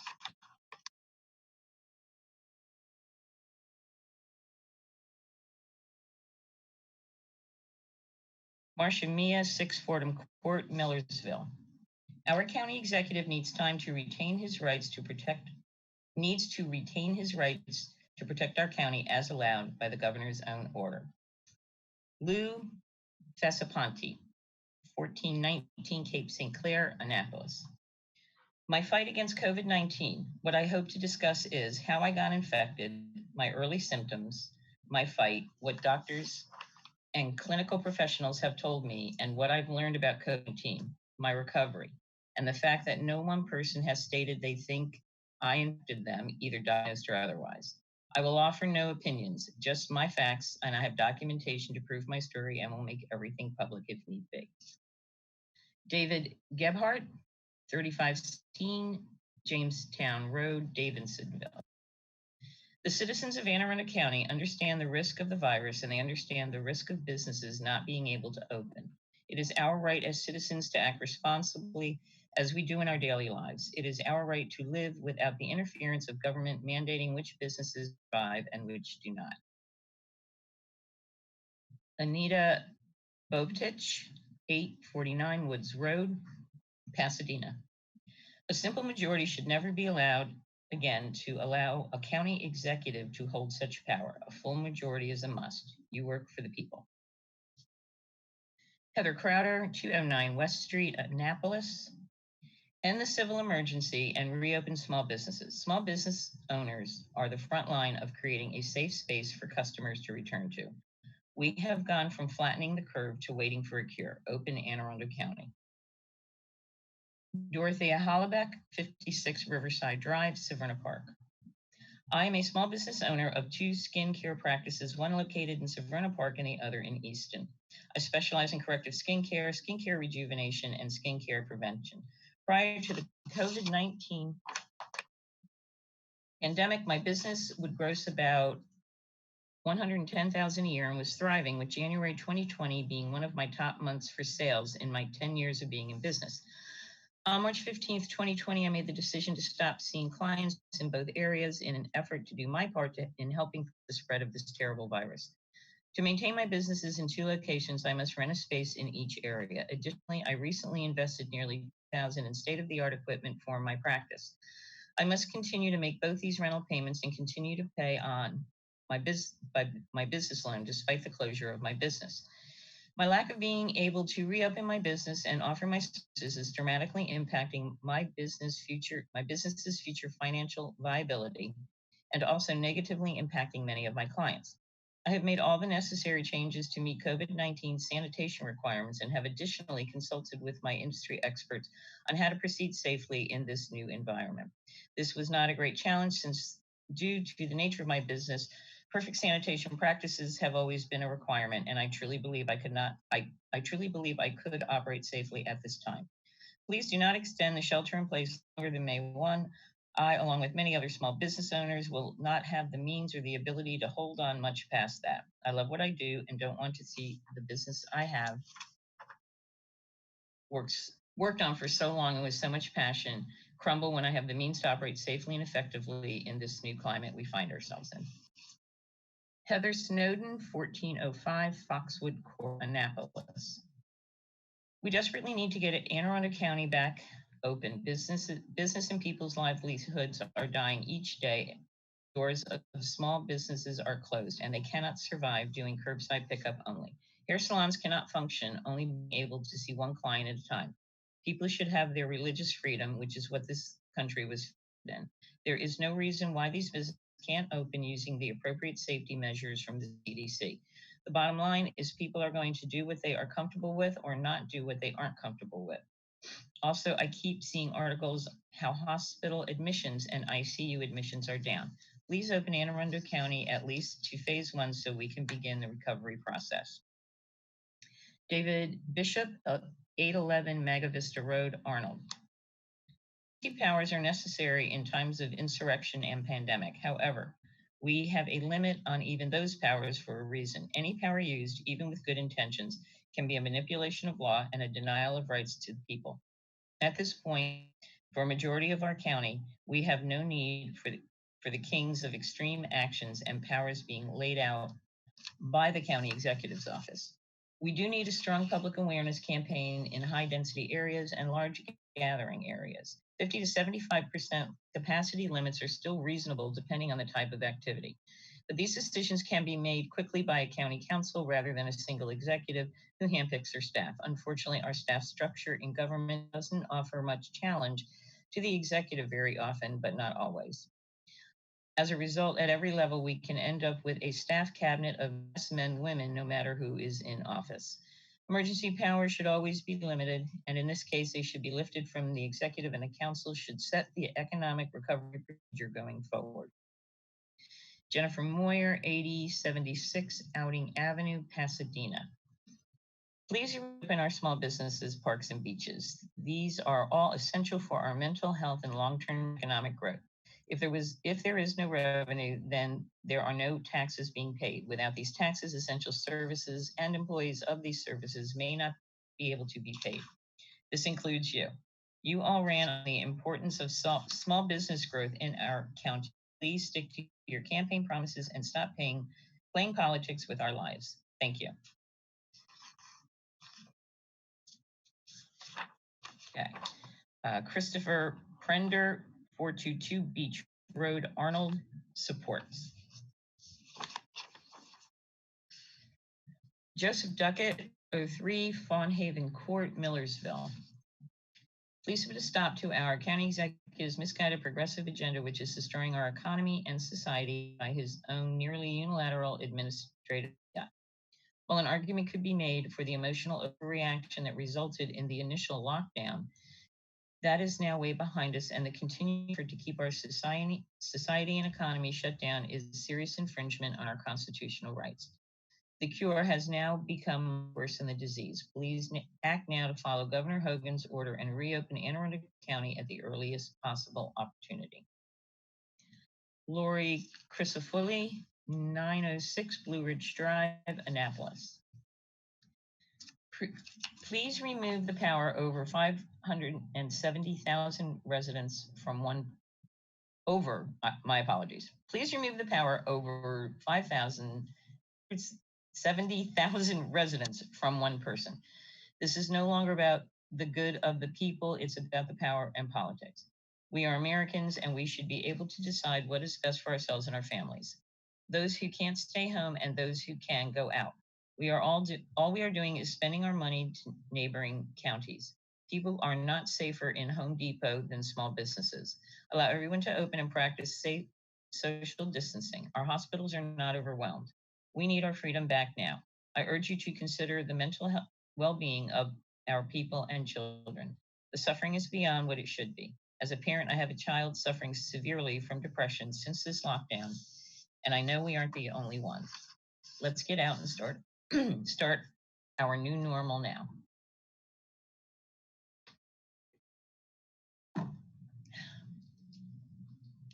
Alexandra Novak, 521 Rabbit Hill Road, Riva. I support County Executive Pittman. His actions so far have been a model for other counties and avoid the high rates of infection that we've seen in other places. Please stay the course. Our health experts project that if we relax our practices too early, we will just end up having to go backwards and have even longer stay-at-home orders. While other jurisdictions may have met the metrics laid out by the governor, which are based on guidance from Harvard, Johns Hopkins, and Duke University Schools of Public Health, Anne Arundel County is not there yet. Sharon Wiedenfeld, 65 Gentry Court, Annapolis. We elected our county officials to run in accordance with the laws that govern this county. I continue to have full faith that Mr. Pittman is fulfilling his duties in a thoughtful, educated, fair, and diligent manner, and he should be allowed to continue to do so without oversight from the county council. I'm sure as Mr. Pittman makes pandemic-related decisions, he will take into account all input from council members. Please vote to allow the county executive to maintain all of his powers and continue to make non-political and safe decisions for the residents and businesses in Anne Arundel County.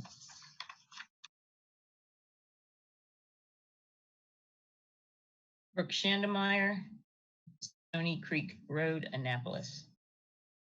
I strongly oppose this bill. County Executive Pittman's focus on science and healthcare made Anne Arundel County a textbook example of good government during a pandemic that has claimed the lives of over 90,000 Americans as of the time of this writing. We are seeing the negative consequences of rising hospitalizations in states that have irresponsibly reopened due to commitment to bad politics over public health, such as Florida, Georgia, Texas.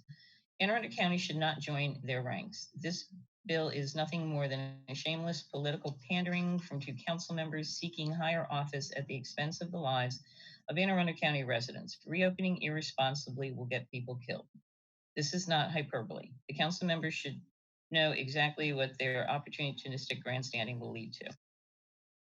Sarah Schomig, 1724 Robin Hood Road, Annapolis.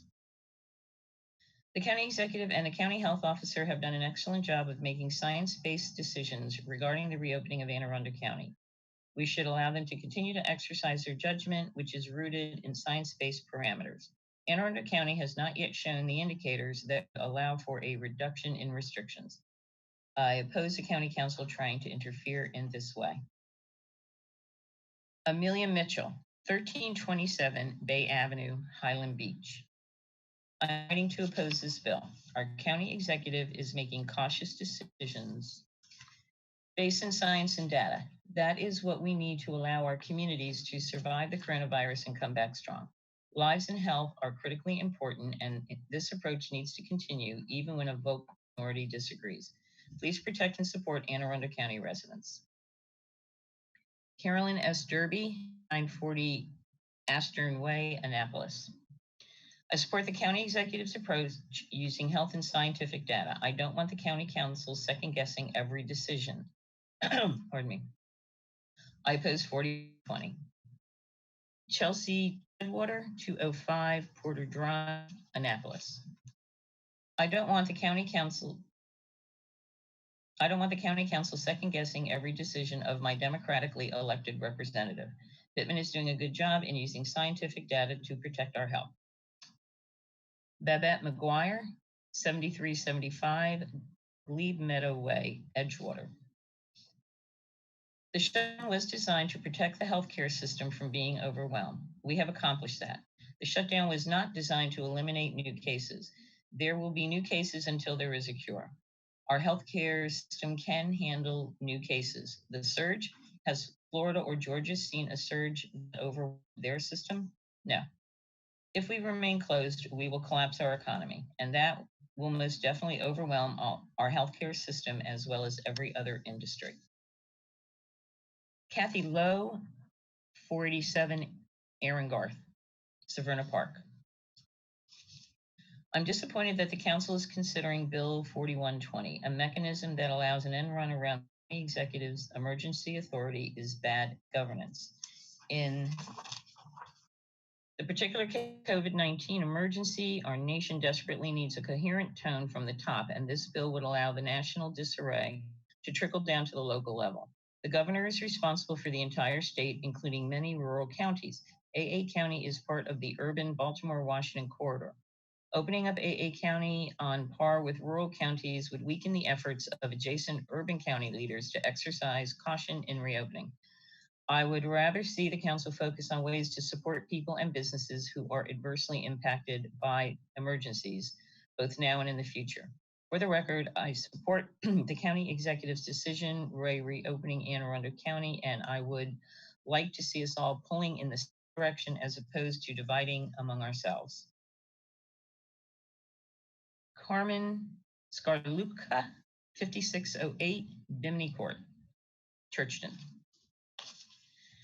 The United States, Maryland, and Anne Arundel continue to be under the impending threat and continued impact of the contagious disease known as COVID-19. Maryland Department of Health COVID model underestimated the peak infection date, believed to have been April 15th, 2020. Whereas May 19, 2020, the state saw the highest number of positive cases, 1,784. It is unconscionable for the Anne Arundel County Council to ignore international, federal, state, and county medical community reports, clearly indicating that the U.S., Maryland, and Anne Arundel County have not seen the peak nor halted the spread of this highly contagious disease. It is equally unconscionable that the County Council proposes to overrule the cautious and measured actions of our county executive. I oppose Bill 4120. Eva Axe, 118 Olin Drive, Glen Burnie. I realize that these are trying times for everyone, but I support the county executive and the civil emergency order. From my understanding, our current level of testing is still inadequate, as evidenced by a positive test percentage of 19%.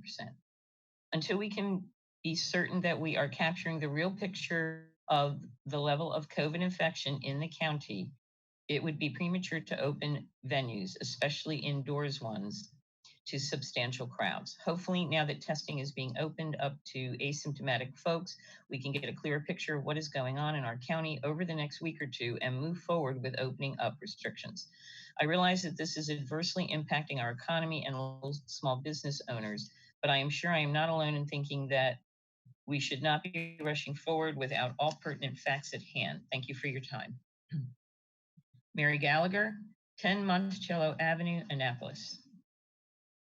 I know the pressure is on you to lift orders and return to normal, but I urge you on behalf of our county's most vulnerable people to remain strong in your commitment to keeping residents safe by listening to medical experts.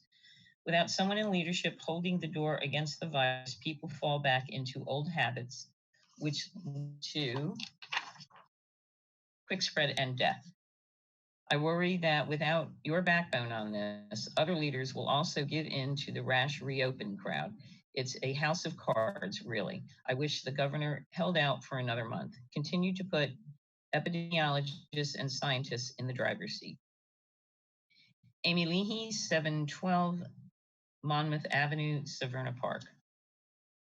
I am in support of Bill 4120 to open our county and to the extent the governor has opened the state of Maryland. Our businesses and people are suffering from this overreach of County Executive Pittman's to leave us locked down. This virus is not the worst thing to happen to us. The worst is livelihoods are being lost and may never recover. Individuals who cannot handle the emotional stress of this government imposed taking of our freedom are suffering, sometimes with terminal results, and families need to be able to see one another. People should have the freedom to choose their level of comfort and interaction with others and should not be treated like children. It is not the government's job to take care of us. Judith Mullen Foreman, 416 St. Ives Drive, Severna Park. I live with frontline care professionals. I see every day what they are going through. I wish you could experience firsthand what they have to deal with. County Executive Pittman is doing the right thing. Simply put, you can't go to church and worship or shop locally if you are dead. Let County Executive Pittman continue as he has been doing. Jeremy Hansen, 53 Gentry Court, Annapolis. I strongly oppose Bill 41 and efforts by a minority of the council members to use transparency as a guide to degenerate the tireless work by Executive Pittman and local health experts. I am greatly disheartened by the distrust council members are displaying by pushing for this bill. This pandemic is not the time to play politics. It is the time for our leaders to acknowledge the hard choices they have to make and work with their constituents to ease the hardships we all face. Community comes before political party, and our county must come first ahead of these national political games and conspiracies. There is nothing to suggest my trust in Executive Pittman is misplaced. I hope the majority of the council agrees and that he deserves our trust to lead our community during this crisis with the legislative support of the council in its role under the law. Thank you. Mimi Ambrose, 675 675 Stonewheel Court, Millersville. We, the people of Anne Arundel County, are absolutely fed up by our leaders' violation of our civil rights. We want churches to reopen immediately, as well as small businesses. Stop this asinine modification of the governor's plan to start opening the state. This overreach will not be tolerated. David, 410 Beach Road, Arnold. It is evident from the press conferences and historical voting, the council, try that again. It is evident from the press conferences and historical voting, the council, that the recent decisions by the county executive is political maneuvering, pandering at the expense of the livelihood of residents in Anne Arundel County. Statements like unbelievable that businesses think they can reopen without my government's help is baffling, is offensive, and words of tyranny. Contrary to the belief of county executive, businesses can reopen or remain open safely without his personal help. Our county should not need another team of study and experts for 4 or more weeks, where others with more data, more experience have already done so. Follow the phased approach by the governor, not your own political agenda. Alexandra, 463 Shore Acres Road, Arnold. I vehemently oppose this legislation. The county executive has taken steps to ensure that all Anne Arundel County residents stay safe. Though availability of testing for COVID-19 has improved for recent weeks, we continue to see a rise in the number of cases in Anne Arundel County, and we need necessary contact tracing to stop the spread of the virus. This emergency health crisis is not over. A removal of the county executive's emergency powers at this stage would eliminate the ability for quick, decisive action should a surge occur that would incapacitate our health infrastructure. If the argument is that county officials should take the steps necessary to protect their communities, then it is clear, given the outlook for Anne Arundel County, we should allow the county executive to maintain his emergency powers.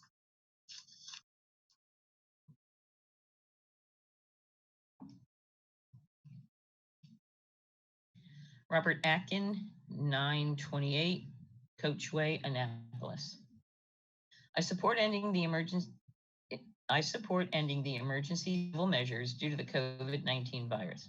Hospital beds and ICU resources were never fully utilized during this emergency, which was the reason these measures were implemented. Their use is now trending downward for weeks. End the emergency proclamation and let's get back to work. Ann Rutherford, 534 Heavy Tree Hill, Severna Park. In matters that affect thousands and thousands of people in Anne Arundel County, one person should not be the sole decision maker. We have an elected government for a reason. These shutdown orders are unconstitutional, and the fear used to wield this tyranny is shameful. Timothy Grooms, 411 Willow Bend Drive, Glen Burnie. Hello, Council. It is time to do your job and ensure Anne Arundel County businesses can start the process of opening up. The political divide on the issue of allowing businesses to reopen is ridiculous. Each one of you are the voice of your individual district and not of Stuart Pittman or the Democratic or Republican parties as a whole. It is time to stop acting like partisan babies and become local politicians where it is people over party. If Stuart Pittman wants to play the game, let him. At this point, there is no reason local small businesses should be kept from opening back up while using the rules set forth about wearing a mask and limiting the amount of customers to 10 or less. It is time to put forth smart legislation that works for everyone. Stop playing the political partisan game and be the voice of your districts. Thanks. Clayton Northcraft, 8100 Foxbury Lane, Pasadena. Support County Executive Stuart Pittman's decision to open Anne Arundel County safely based on data and science-based evidence. Susan Wingo, 6 Severn River Road, Severna Park. This testimony is in support of Anne Arundel County Executive being relieved of his emergency powers as proposed in Bill 4120. Other counties in Maryland are reopening. It is imperative that Anne Arundel reopen as well. Elderly and those with underlying conditions may choose to remain sheltered. However, the huge demographic not at risk should be allowed to return to work ASAP. Our economy needs this and our freedom demands it. Chrissy Holt, 8 Fifth Circle, Annapolis. Our revolution, Anne Arundel, opposes Bill 4120 and supports elected County Executive Stuart Pittman's data and science-based decisions regarding the measured reopening of Anne Arundel County. Further, we recommend that there be less partisan fighting inside the council and more problem solving like food access and distribution, housing stability, rent and mortgage assistance, childcare, universal internet access, and healthcare access for all, including the unemployed, uninsured, underinsured, and especially all of our undocumented friends during a global pandemic. Rebecca Boya, 369 Beacon Drive, Glen Burnie. Despite the governor relaxing emergency measures across the state, we are not out of dangerous waters yet. Therefore, we should not terminate the state of emergency in Anne Arundel County yet. Letitia Hicks, 2468 Chelmsford Drive, Crofton. I support the county executive's approach of using real data and the evidence of health experts to determine the appropriate steps towards reopening. Mr. Pittman was elected as a county executive, and I trust that he is making the best decisions for Anne Arundel County. Jacqueline Fournier, 812 Selby Boulevard, Edgewater. Slow, steady, science-based will save money and lives in the long run. Do not rush to reopen. Arthur Holt, 8 Fifth Circle, Annapolis. Dear Anne Arundel County Council, I support keeping Bill number 2420 as is. I do not support Bill 4120.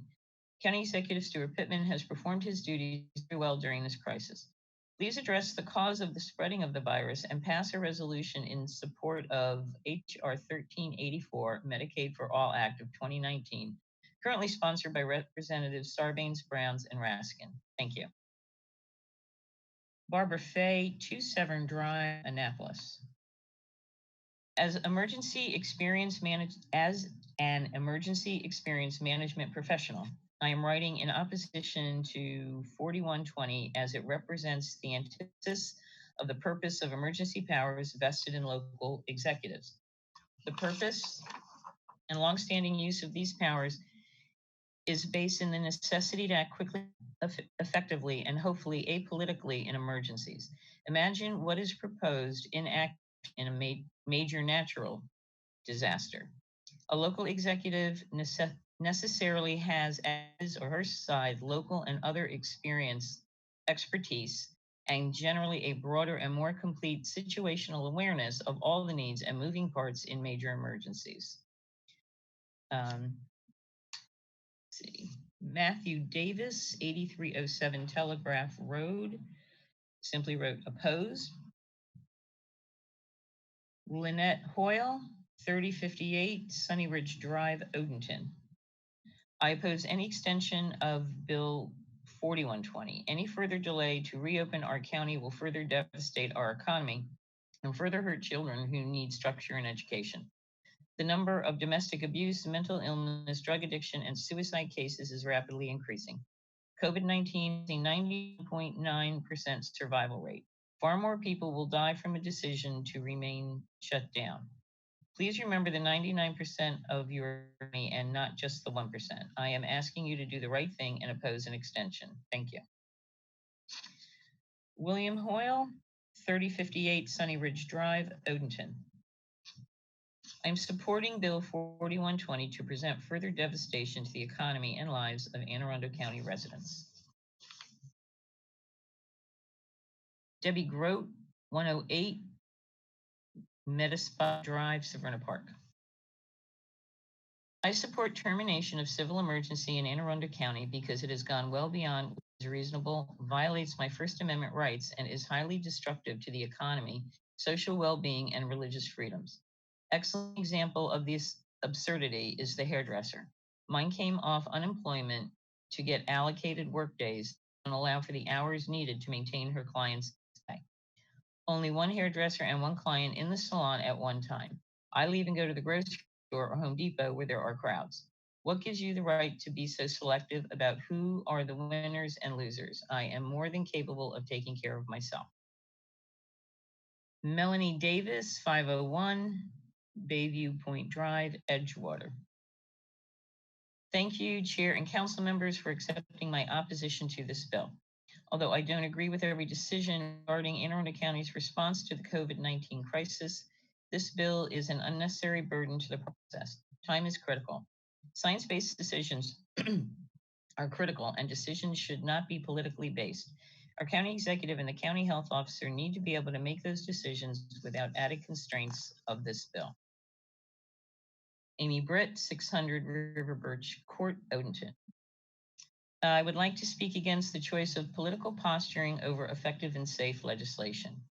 For over 70 days, I have stayed in my home because interacting with other human beings could kill me.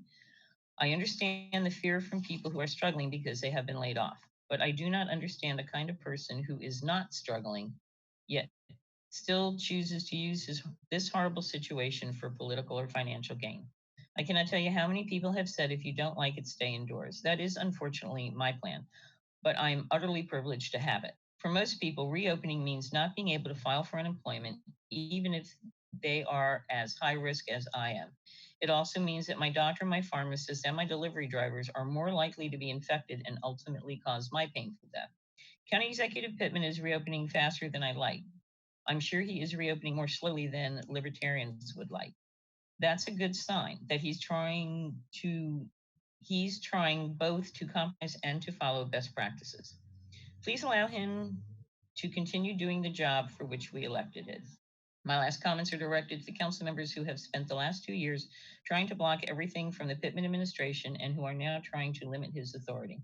You would do far better to draft proactive bills that help your constituents in your districts. Do your own job rather than trying to do the county executives. We'll all be better served. And that concludes the 50 testimony. Thank you, Madam Secretary. We will now close the public hearing on Bill 4120. Madam Secretary, first, Madam Secretary, do you need a break? Are you okay? Okay, great.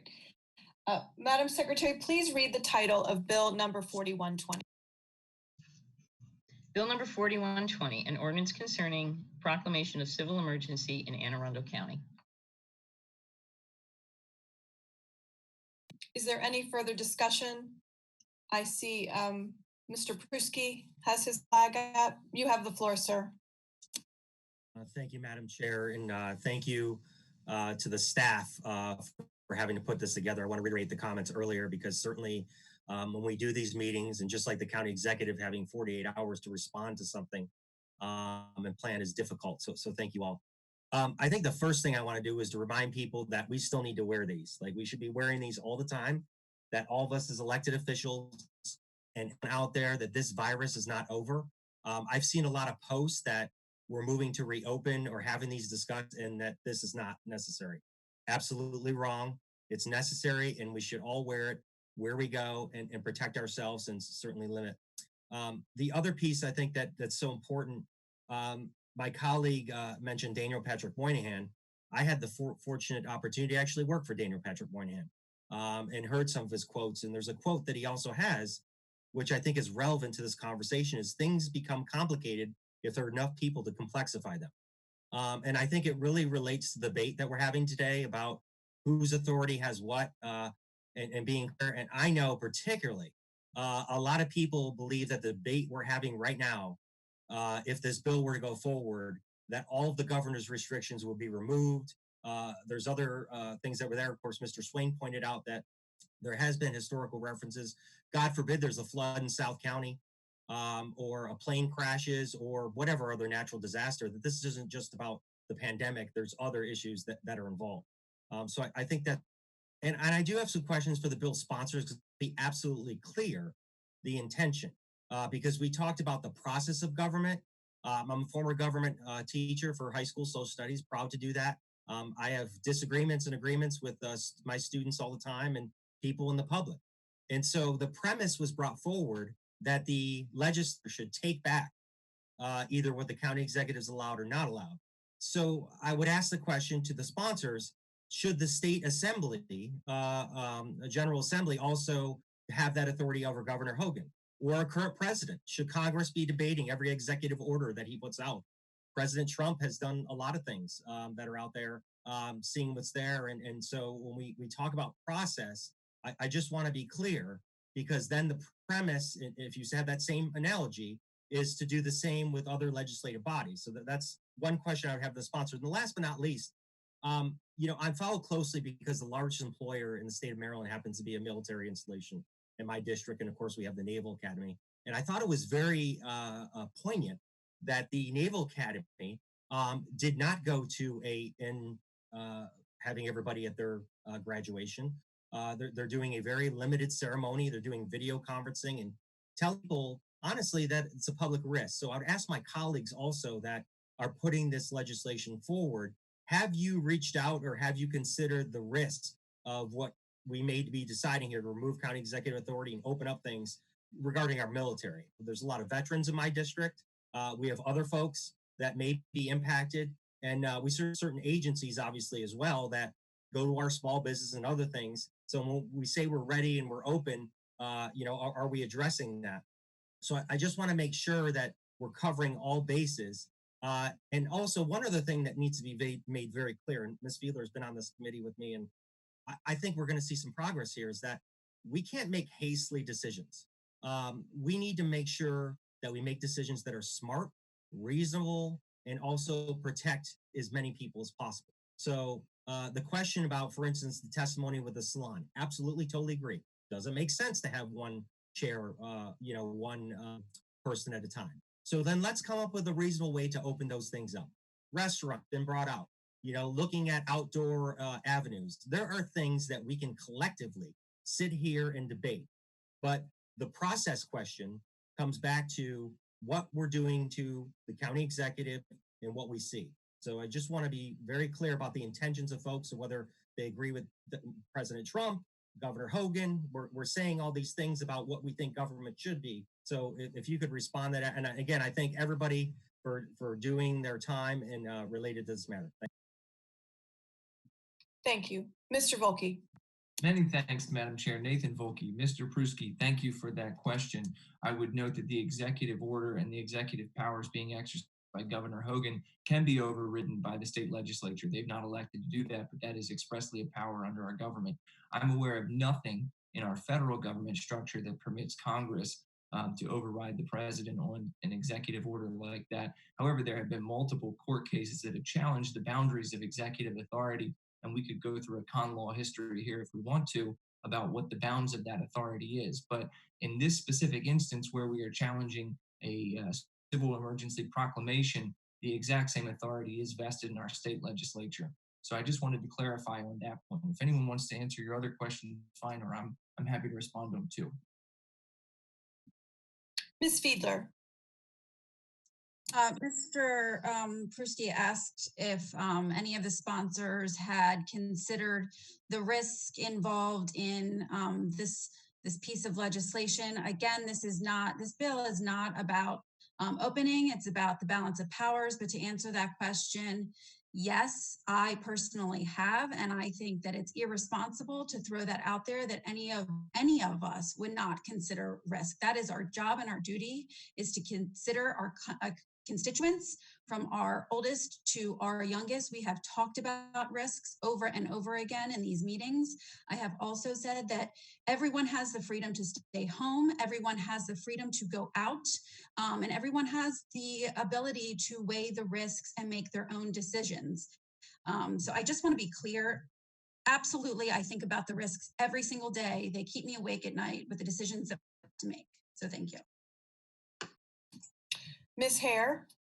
Thank you, Madam Chair. Jessica Hare, District 7. I guess I'll take the third part of Mr. Pruski's question or his comments, which were about the salons and how it sounds like you agree that one person on the premises is not sustainable nor reasonable, and that collectively we can try and come up and work together to try and change that. The problem is collectively, we can't do that right now because collectively right now, we don't have a seat at the table. The county executive is making decisions without the council's input as a whole.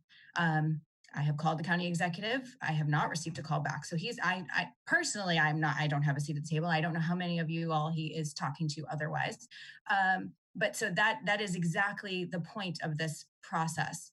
One other quick thing, I think before the public comment, Chairwoman Pickard, you had mentioned that Baltimore County still gives the emergency powers to their county executive. And I believe that is accurate, but they do it for a distinct period of time. I believe it's 30 days at a time, so that they have to meet and decide whether to renew it and decide whether they, agree with how things are moving in their county. It's not an indefinite piece of legislation. I think that's an important distinction. Thank you. And this is Allison Pickard, Chair, District 2. Ours is not indefinite either. It is in concert with the governor's catastrophic health emergency and our state of emergency in the state. Mr. Volke. Thank you, Madam Chair. I just want to follow up on some things from the testimony and things that have been said in this debate. First off, we all, at least I do, have family members who live in this county and will be affected by our decisions. So this idea that somehow we're not paying attention or we don't care about people, these are our family members and friends too. I also want to go on to say I have family members who are older and in the high-risk population in this county. I have family members who are immunocompromised in this county. We take these decisions extremely seriously. So the concept that we're just going to rush to reopen and let the floodgates go out and people just do whatever they want, it couldn't be farther from the truth. And it's frankly political. It's being used to try to demonize a legitimate discussion about balance of power. But that's the way that this works, and I understand it. I know the county executive is concerned that people are fanning the flames to unseat him. Frankly, I will say this. I called the county executive last week. He called me back Monday. I missed it. I tried to call him back. We've yet to be able to catch up, but I have sent him an email where I expressed some common sense, similar to what my colleague Mr. Pruski said, measures that might be able to be implemented that can help us to regain some sense of allowing people to move around and be able to do it in a smart and safe way. For instance, outside church, if you said that people could go to church outside and they had to socially distance and they and their family could be together, but they have to be at least 6 feet apart from another family and they all need to be wearing masks and people are outside, there are ways to do that where we can start to think about smarter things that can be done that still allow for freedoms to be exercised in a smart, safe way. I also called on the county executive in an email that I sent to him to expand his small business program, which is only $5 million from the PPE money, not PPE, excuse me, the federal money, the PPP money, no, the CARES money that we got, sorry, the $101 million. I asked him to expand that, to do it to the level that Baltimore County has done it, which is $10 million. I also noted to him the problem, the version of the program he's done in this county is that it only allows businesses to use that money to acquire PPE to potentially reopen, which is not the help that those businesses need right now because they can't even really reopen. They need other help. So I asked them to expand the boundaries of that program. I sent that email, I think it was on Tuesday or Wednesday night, one or the other. I've yet to get a response back to that. So we are trying to make our voices heard behind the scenes, but I'll be candid with you. It's not always working and it's not always being heard, or at least I'm not getting anything back. And I'm not privy to these work group discussions that the county executive is doing. So I don't know what's being discussed behind closed doors in terms of the support or the metrics or why we're taking certain actions. My point with all of this is if we have to do this in a public and transparent way, I think that one, we generally agree that those are better decisions. Two, they're more legitimate decisions because the public at large can see what's going on and say, okay, I understand there was a discussion on this and people had this thought, people had that thought, but this is how we voted and came out. Closed door sessions of a work group, they don't add legitimacy to this discussion. They don't further the ideas of accountability and transparency that I believe we all share. So that's what we're talking about with this bill. And I'm sure that we can find a lot of reasons to vote against it, but there are reasons to vote for it, and they're legitimate. I would appreciate if we could focus on some of those. Ms. Radvian? Thank you, Madam Chair. I just wanted to address a couple points that my colleagues have made over the course of today's session. One of the points was the importance of having the voices of our constituents brought into these conversations. And I think today's testimony, as well as the many, many emails that we received, should make it clear that we have a large number, I'm not even going to try and say majority or whatever, but we have a large number of constituents who their voiced opinion is, please let the health experts lead the discussion here. That doesn't mean there can't be other considerations, but what I'm hearing from my constituents is that they want the health experts to take charge. Another point that I've heard expressed here and in messages from residents around the county is this idea that I have the ability to take care of myself. I should be able to decide when I can go out and when I should stay at home because I can take care of myself. And that is a misunderstanding of the nature of this illness, in my opinion. Your decision to go out does not affect only you. Your decision to stay home does not only affect you, it affects those around you. And so this idea that, we are completely independent in our liberty and that we each live in this island where our actions have no impact on those around us is totally contrary to everything we know about this disease. That in order to take care of ourselves collectively, we need to make some decisions based on the common good. Because your decision to go out, if you are, for example, an asymptomatic carrier, can have life-threatening effects on someone else. And the idea that I should decide whether I need to wear a mask because I can take care of myself and protect myself is nonsense. The biggest reason for wearing a mask is to protect other people. And your choice to not wear a mask, yes, it has some impact on you. But if you're an asymptomatic carrier, your decision to not wear a mask is much more impactful on the people around you than on yourself. So we have to take that out of the discussion.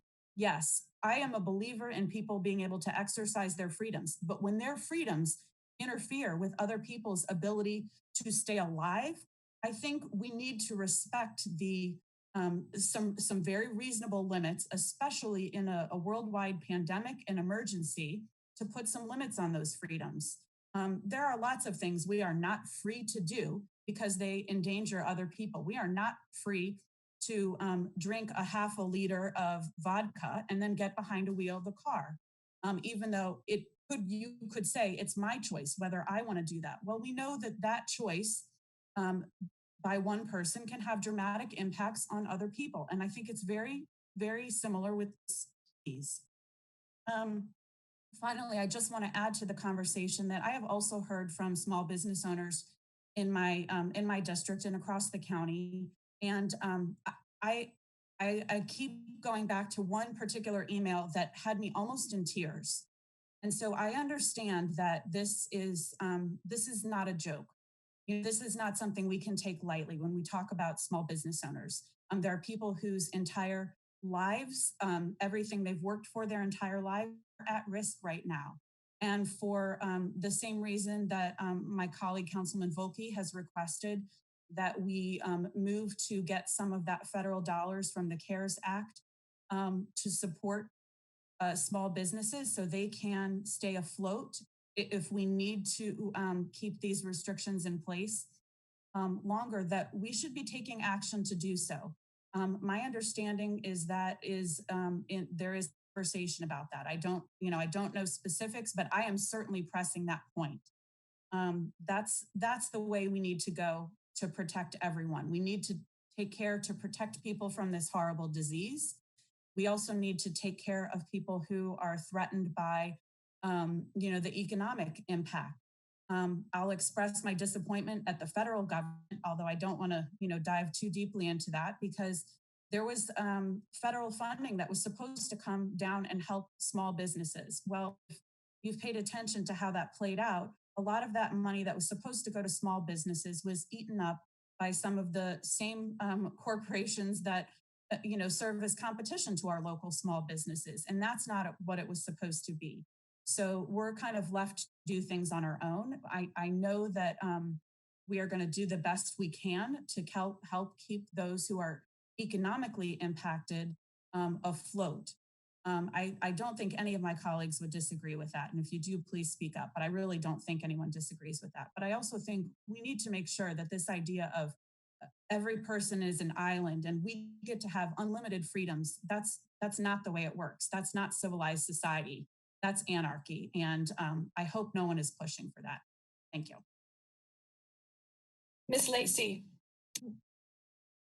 Thank you, Madam Chair. Sarah Lacey, District 1. I think we're getting probably toward the close of this session, and I want to go back to something that was said at the beginning and offered by the sponsors, which is that this bill is about process and about going back to whether we agree on the process or whether we agree on the outcome. Something I've often said and I return to as a touchstone is that if the process is fair, then I can agree with an outcome that I don't otherwise agree with because the process was fair. That's what due process is. And there are attorneys on this council who understand that. And I think everyone's had an opportunity to be heard. But everyone also had an opportunity to be heard when we were considering Bill 2420. And at that time, it would have been appropriate to consider what we wanted additional possibilities for termination, or if we wanted to insert language that made it expressly clear for everyone who would read it that we could repeal the bill at any time. And the thing is, as I recall from our debate then, I really don't think we contemplated that at all. We contemplated that the appropriate action to take was to terminate the bill automatically on April 4th, or when at the later of either that day or the day that the governor terminated his emergency orders, right? We were focused on there's a catastrophic health emergency.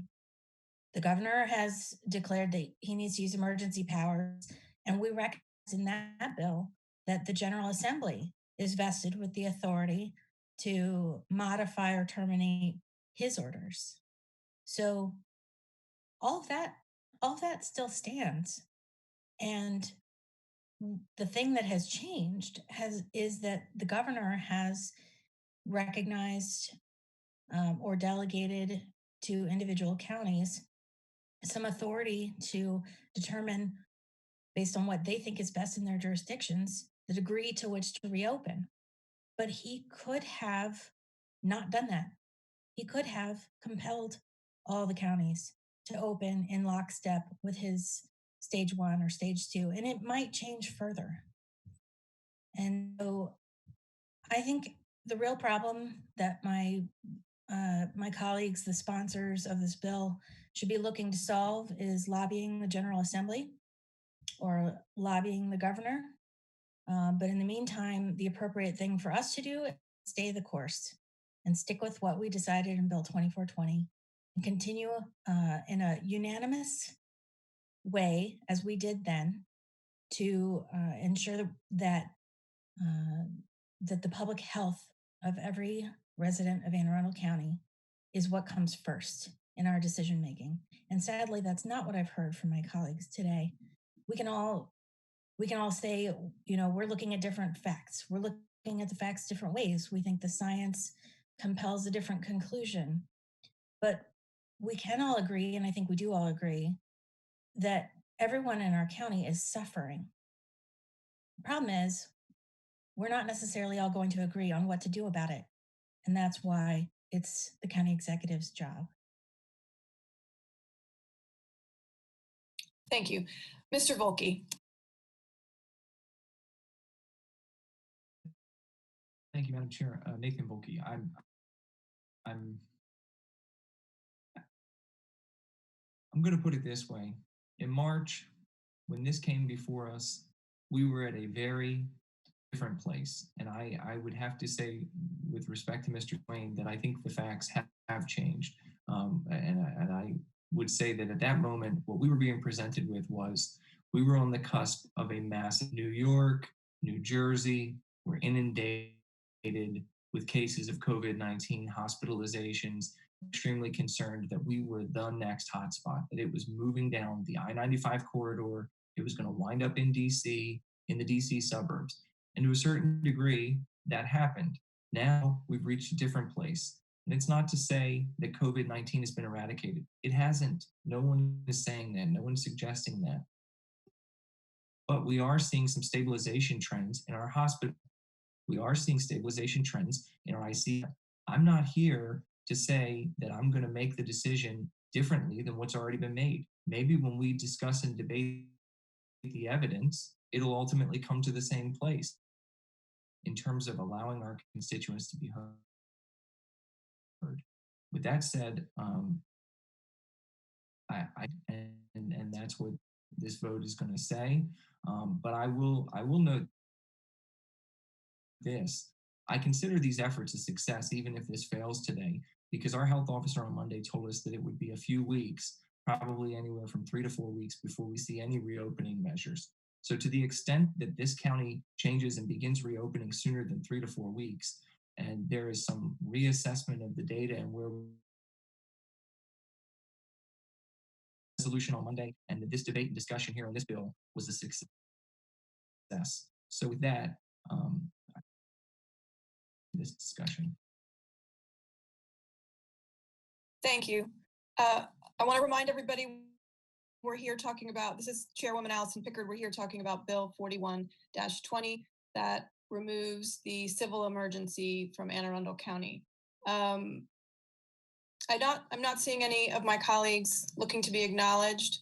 I'll take a minute just to say that with 85,000 school children still at home in e-learning and not back in the classroom, along with all kinds of other measures and points, I believe this county is still under a state of civil emergency. And how we talk about reopening or releasing some of the current restrictions is a separate conversation, and therefore I can't possibly support lifting our civil emergency today. But I am encouraged by some of the and the small businesses and even some of the retail and restaurant associations that are coming forward with what I feel are some pretty solid guidelines that I think are encouraging to get us to both phase 1 and through the roadmap to recovery. But I do believe we are still in a civil state of emergency for a whole plethora of reasons. And I am concerned that lifting that has other ramifications that this council can't even begin to ponder as we begin to reopen. So with that, I'm ready to call the question. I don't know if anybody else is.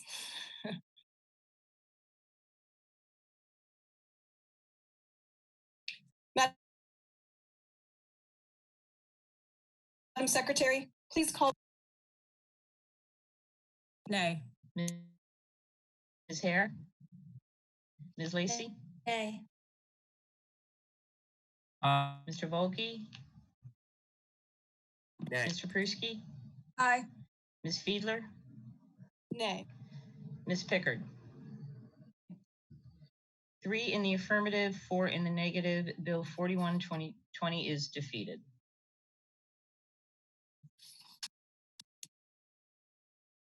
Thank you, Madam Secretary.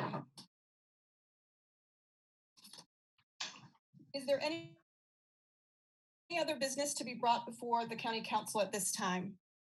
Madam Chair? Yes, if I might, I just wanted to quickly let people know there was a mention of Monday's meeting and it's not posted yet. And I did want to let everyone in the public know that our OIT department updated us this morning on that. They're working as hard as the systems allow. A large amount of media and it's taking time. We were able to get Wednesday days up because it was much shorter and faster to process. But they are working very hard, and they hope to have it up very shortly. Thank you for that update. That's important. And before we go any further, I'd like to talk about our online testimony tool for the public. Obviously, COVID-19 and restrictions on gatherings have impacted our ability to meet face-to-face with the public. As a result, we created a tool to provide members of the public with a method for testifying on specific legislation before the council and to allow comments on items not on our agenda. Or as we call it when we're in the chambers, invitation to audience. We did this tool with no experience on holding meetings virtually or doing our jobs from such a distance. We didn't know what to expect from it, and the results have been amazing. We have seen and heard from some people for the first time, and the overall response has been fantastic. It is truly a silver lining to be hearing from even more of our constituents than ever before. More truth. We have had to make changes as we've gone along. Each week teaches us more and more, and we are using this knowledge to make the online tools effective and efficient. Unfortunately, this has meant some changes as we've gone along. Starting on Monday, however, we will be putting this experience to good use and implementing the following rules. Testimony will only be accepted until 8 a.m. on the day of the meeting. This will allow staff to organize the results and post it online for review before a meeting. This means after 8 a.m., the period for online submissions is closed for that particular occasion. Everything received and relevant to the meeting will be counted, and you can still reach out to your individual representatives on the council after this time.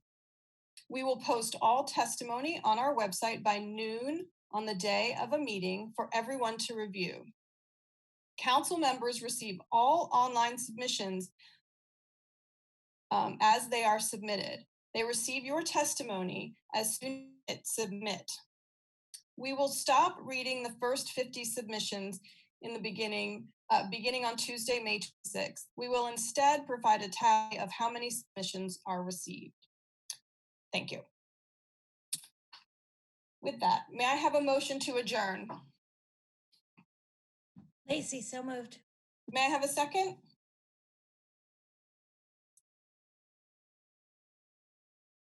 Rod Van second. All in favor? Aye. Aye. Aye. Opposed? The motion carries. The County Council is adjourned until 7 p.m. Tuesday, May 26, 2020. Have a safe and happy holiday weekend.